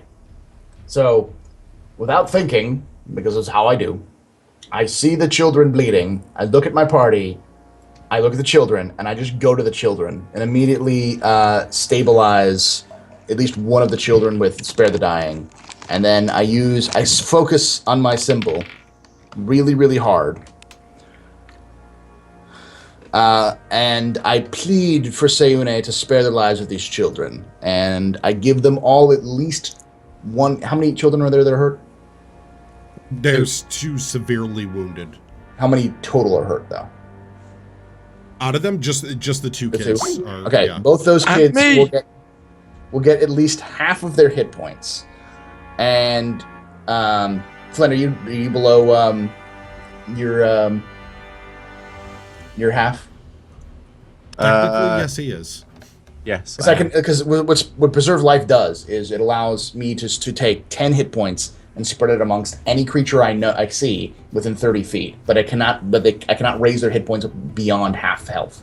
Yeah, I'm 3 under my half. So you'd get 3, and I don't know how many the children have up to their half health. So Just worry about the children. The children, their half health is 1. okay, so they each get 2. So that means I have they each get 1, so it's 2. So that means I have 2 or 8 left. So yeah, Flint gets the rest, and anyone are the other guys within 30 feet of me? Yeah, they are. You're all clustered up, running up on this now. Okay, so Flint is up to half health, and So you've used Nixie, 5. I have 5 more. Nixie will get the rest because she looks the most hurt out of all of them, right? Yeah. Yeah. I just have a giant hole in my stomach. No big deal. Which now So proceeds basically, to like knit and this seal up. glowing radiance just kind of descends upon all of you as I'm like on a knee, like healing, like praying with my holy symbol really, really hard, and you start to get like shit knitted together, like what as this like glow surrounds you. And with that healing, that is where we will end today's episode. I'm sorry. Why did you guys have to follow? Like, this could have been awesome. I could have like turned into a panther, finished the ritual, get my training here, and you guys had to fuck it all up. I was sleeping. I was asleep. To be fair, we made it more awesome. Because now Forrest is trying to kill everyone. Yeah. Everybody likes an angry Am I ever forest, gonna right? recover from You this? just had to crit as the druid guy was running, didn't you? Yes. Yes, So- I did. So does Nixie get her new abilities, or does she get some weird, twisted, half-trained version? Like she doesn't choose when she turns into a cat. She just suddenly goes cat form. There's gonna be penalties for this. There are gonna be negative consequences. Yeah. As you can see, things did not exactly go right. All right. So I I think thought we so, destroyed a just village. for future reference, if Garrett ever gets whisked away in some mystical adventure to deal with Sayune, the only person who's coming with me is Flint. The rest of you can go right the fuck off. What if you could take 2 people? You're gonna have a hard time convincing Haster to not try to join you. I will fucking kill Haster if he tries to join me. I just want to learn more Actually, about after the this divine. experience, if you explain what happened to me, none of you are going to be trusted with the holy symbols. To be fair, I had a wonderful sleep. Thank you guys. Until I got impaled. Hey, Flint, I know he was down there. See, that was the thing. I'm like, is anybody gonna even wake Flint up? And I specifically stated that there was no sound from that wall, and when he chose to sleep there, it's like no one's waking him up. No one's waking.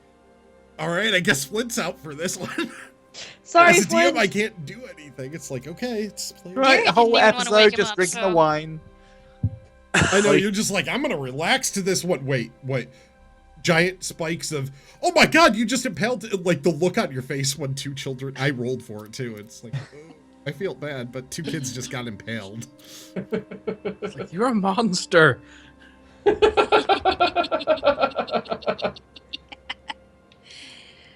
Wow. I don't even Yeah. know how to deal with this episode. I'm genuinely upset right now. Like, I was so excited for this.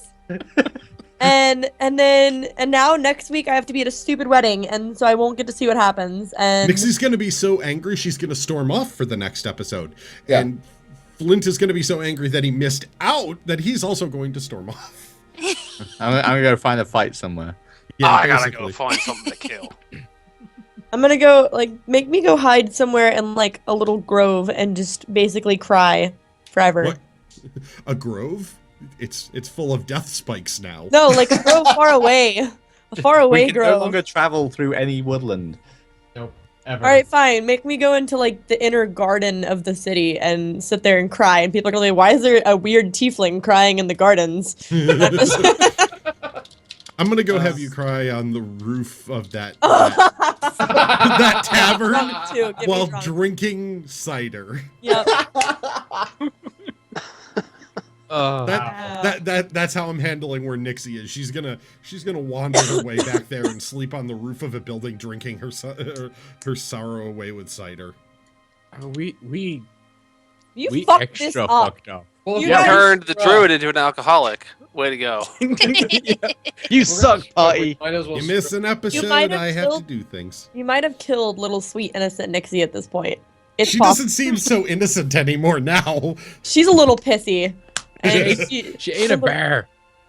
Yeah. I know she was eating a bear like she was supposed to, and everything was going good, and then you guys just had to start messing with the stonework. Hey, Carrick started it. How I was just finished it. I how is it attacked the supposed to go? darkness. You swung wildly while standing next to it, so. I'm I don't intrigued as even- to how the druid ceremony was Take supposed this to as a mental lesson that if you play a murder hobo, you're going to get murder hobo consequences. So how was this supposed to go, Grakees? Any way that you guys took it, I never reveal exactly what would happen under each other of the circumstances. I had multiple possible outcomes. Holy balls! Sorry, This that's just happened awesome, to- Kriyu. That was Yeah, that's awesome. really awesome. Yeah, at the Kriyu just worst did a possible little time. piece of First piece of Wow. art. getting impaled. Oh, Wait, I you gotta draw see this? this. This is my first piece of fan art ever! Oh my god, Nixie getting impaled fan art! Please! And then an impalement. Oh my god, this is so awesome! Yes! Sorry, That's- Kriyu. That's This is- fantastic. We have That is fan art. pretty fantastic and a This little is creepy. amazing. Thank you so much. Thank you. This is my first ever Nixie fan art. pleading with the forest to, Yeah, to, fan art. to spare people, and the forest saying, "Fuck you." And that was it was such a good moment too, and I did not expect it to happen, but oh my god, that is so good. I am like all like, oh my god, fan art. Holy crap. I'm a little excited about that. I guess Nixie might be okay with what well, Nixie won't be, but Crass is okay, He's okay with with what happened it. to Nixie because of the outcome of that I'm moment. so happy that Yeah. there's art of Totally me worth getting it. killed. That makes me so happy. I think Cryro now has to be so the good. official artist of the Fan- Bad yeah, Rolls. we Go have back and point watch two. episode 2 and capture my epic moment. That's all I'm saying. I may have Which killed epic moment, myself. the in the process. explosion or the fact that I killed this glowing T6, the T1000 right in front of you? No, the explosion. The explosion. I think the critical run forward, arrow, shoot the druid. That was a beautiful moment. That was probably like that crit right there was insane. I know, and I will tell you this much at least about your outcome. That was under the category of you done did everything bad. Yes. You done goofed. I have multiple possible outcomes. And that was in the, okay, you did this, and you did this, and you did this, and you did this.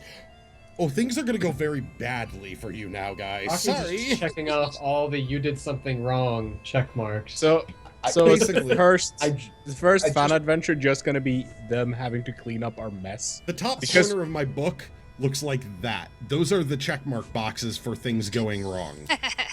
There were 9 of them. Because we just destroyed a small village. For you, if you get back to watching the original episode, the first episode, I really do not want you to draw the most ridiculous, disgusting scene that I've ever played in a D&D campaign. No. That's With for Aster trouble. eating my fist. Hester A was naked, sucking on drunk your fist halfling who is fisting the mouth of some sort of tentacled Cthulhu monster. So basically, people that are watching, in case you can't tell, we all really love it when you draw. Do it. Yes. Yeah. We want Any kind of, all like, your fan art. fan art or like writing or anything like that kind of stuff. It's really awesome because it makes us say we're entertaining. We're Yeah. doing something right. I know. Make something in paint. If that is the limit of your artistic Stick ability, just figures. make something in paint. Yeah. Love if, it. if you But keep it holy kind of hell. that size, I can put it in the overlay so it pops up over where all that equipment is down the bottom Yeah. occasionally. Oh yeah, that'd be We really can- cool. Fan art. We can scroll through different fan art and stuff. If So they're kept to that size. anyway, guys, as an ROC comment to the party, and it's the first and probably the last time you'll ever hear this coming from me as Flint the Dwarf. Maybe you should think before we start killing things next time. Oh yeah, maybe. No. Oh, I'm Spirit livid. of I'm Flint. absolutely livid. Like Garrett is going to like lecture everybody in the protocol of dealing with rituals, and he's going to like I don't know slap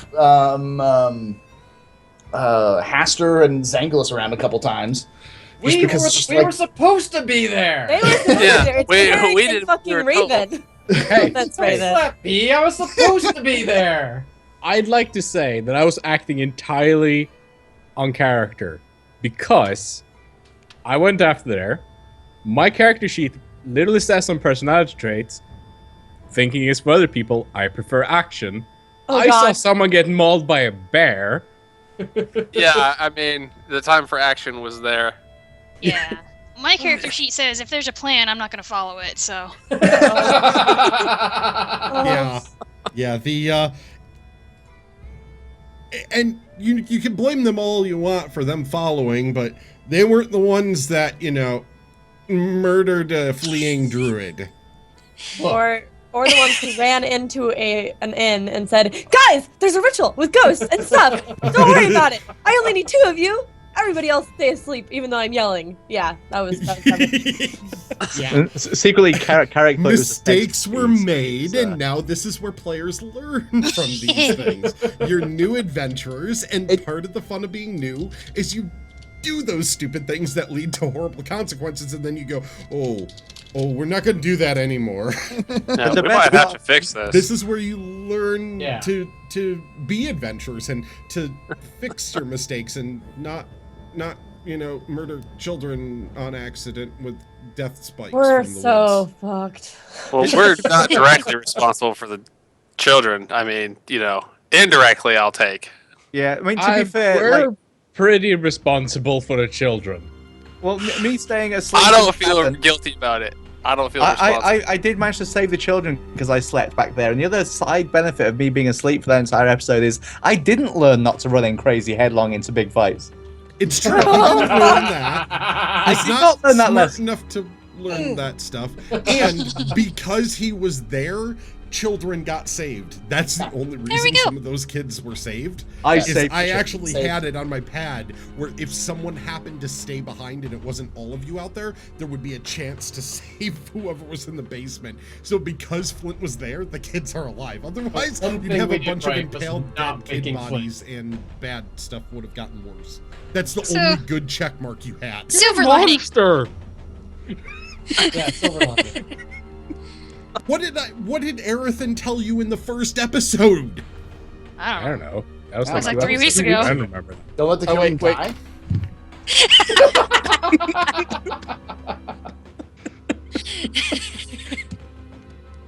She said she'd meet us at the Drunken Mermaid, which she still hasn't done. Yeah, she's a slacker. Yeah. Oh, don't worry, I'm getting to that. Alrighty. Well, I've got stories for years, guys. Don't. Yep. She's Don't worry. gonna be so Arcs. pissed. Arcs and bends and twists and weaves of all sorts of things. Alrighty. Well, Is that it has all? been a blast, but I have got to go. I gotta Yeah, get I ready. I gotta have go an too. interview to go to later, so Oh, wish me I know luck. Poem congratulations. had to be out right about now as well. So luck. Good luck to you, Haster, and all of that. And I think this will be it for all of us for the evening. So One thing before you go, everyone goes. 99 Rolexes was asking a question about how viewers get involved into the campaign. That's going to be once I'm starting to write it, but I'm going to write special episodes for channel VIPs. Right now, that's only through direct donation, but eventually it'll be a sub button thing. And anyone who's a VIP will have a chance to enter into I think essentially a it should be giveaway. Patreon supporter rank. It's a Patreon supporter rank or direct through Depot. It works. Yeah. Any of the VIPs can get in. Golds automatically jump the line. They all roll off against each other. It'll be a giveaway if they want to get involved, and it'll be a 6-person mini-sode where it's called, Help or Hinder.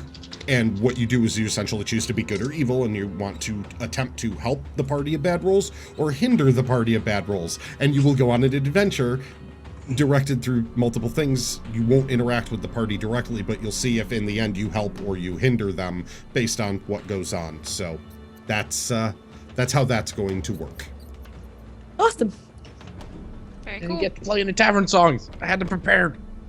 And now the tavern's full of death spikes. Yeah, see, there's no tavern to play in. Is the No, entire just the tavern basement. full of death spikes, or is it Just the basement? basement. The Okay. basement's full of death spikes. So you could play a nice jaunty tune above Death Basement. So I think Everyone's that's going to dead. be it for all of Everyone's us. dead. On the Everyone's Dead song. Yeah. Can't believe nobody died. I really expected several people to die this time. I expected to gosh. die. I'm glad people didn't die. I don't want you guys dead. I'm not trying to There were kill you. lots of zero I'm hit just point moments. We're trying to kill ourselves. basically. Yeah. I'm trying to keep you guys alive at least for a few levels to make it, good. I don't want you dead. I want the story to continue. So, yeah. This is going to be tougher than I thought. If I trying to hadn't save if I them. hadn't shifted back into a human, I'd be so dead. I'd be so dead. So would Carrick.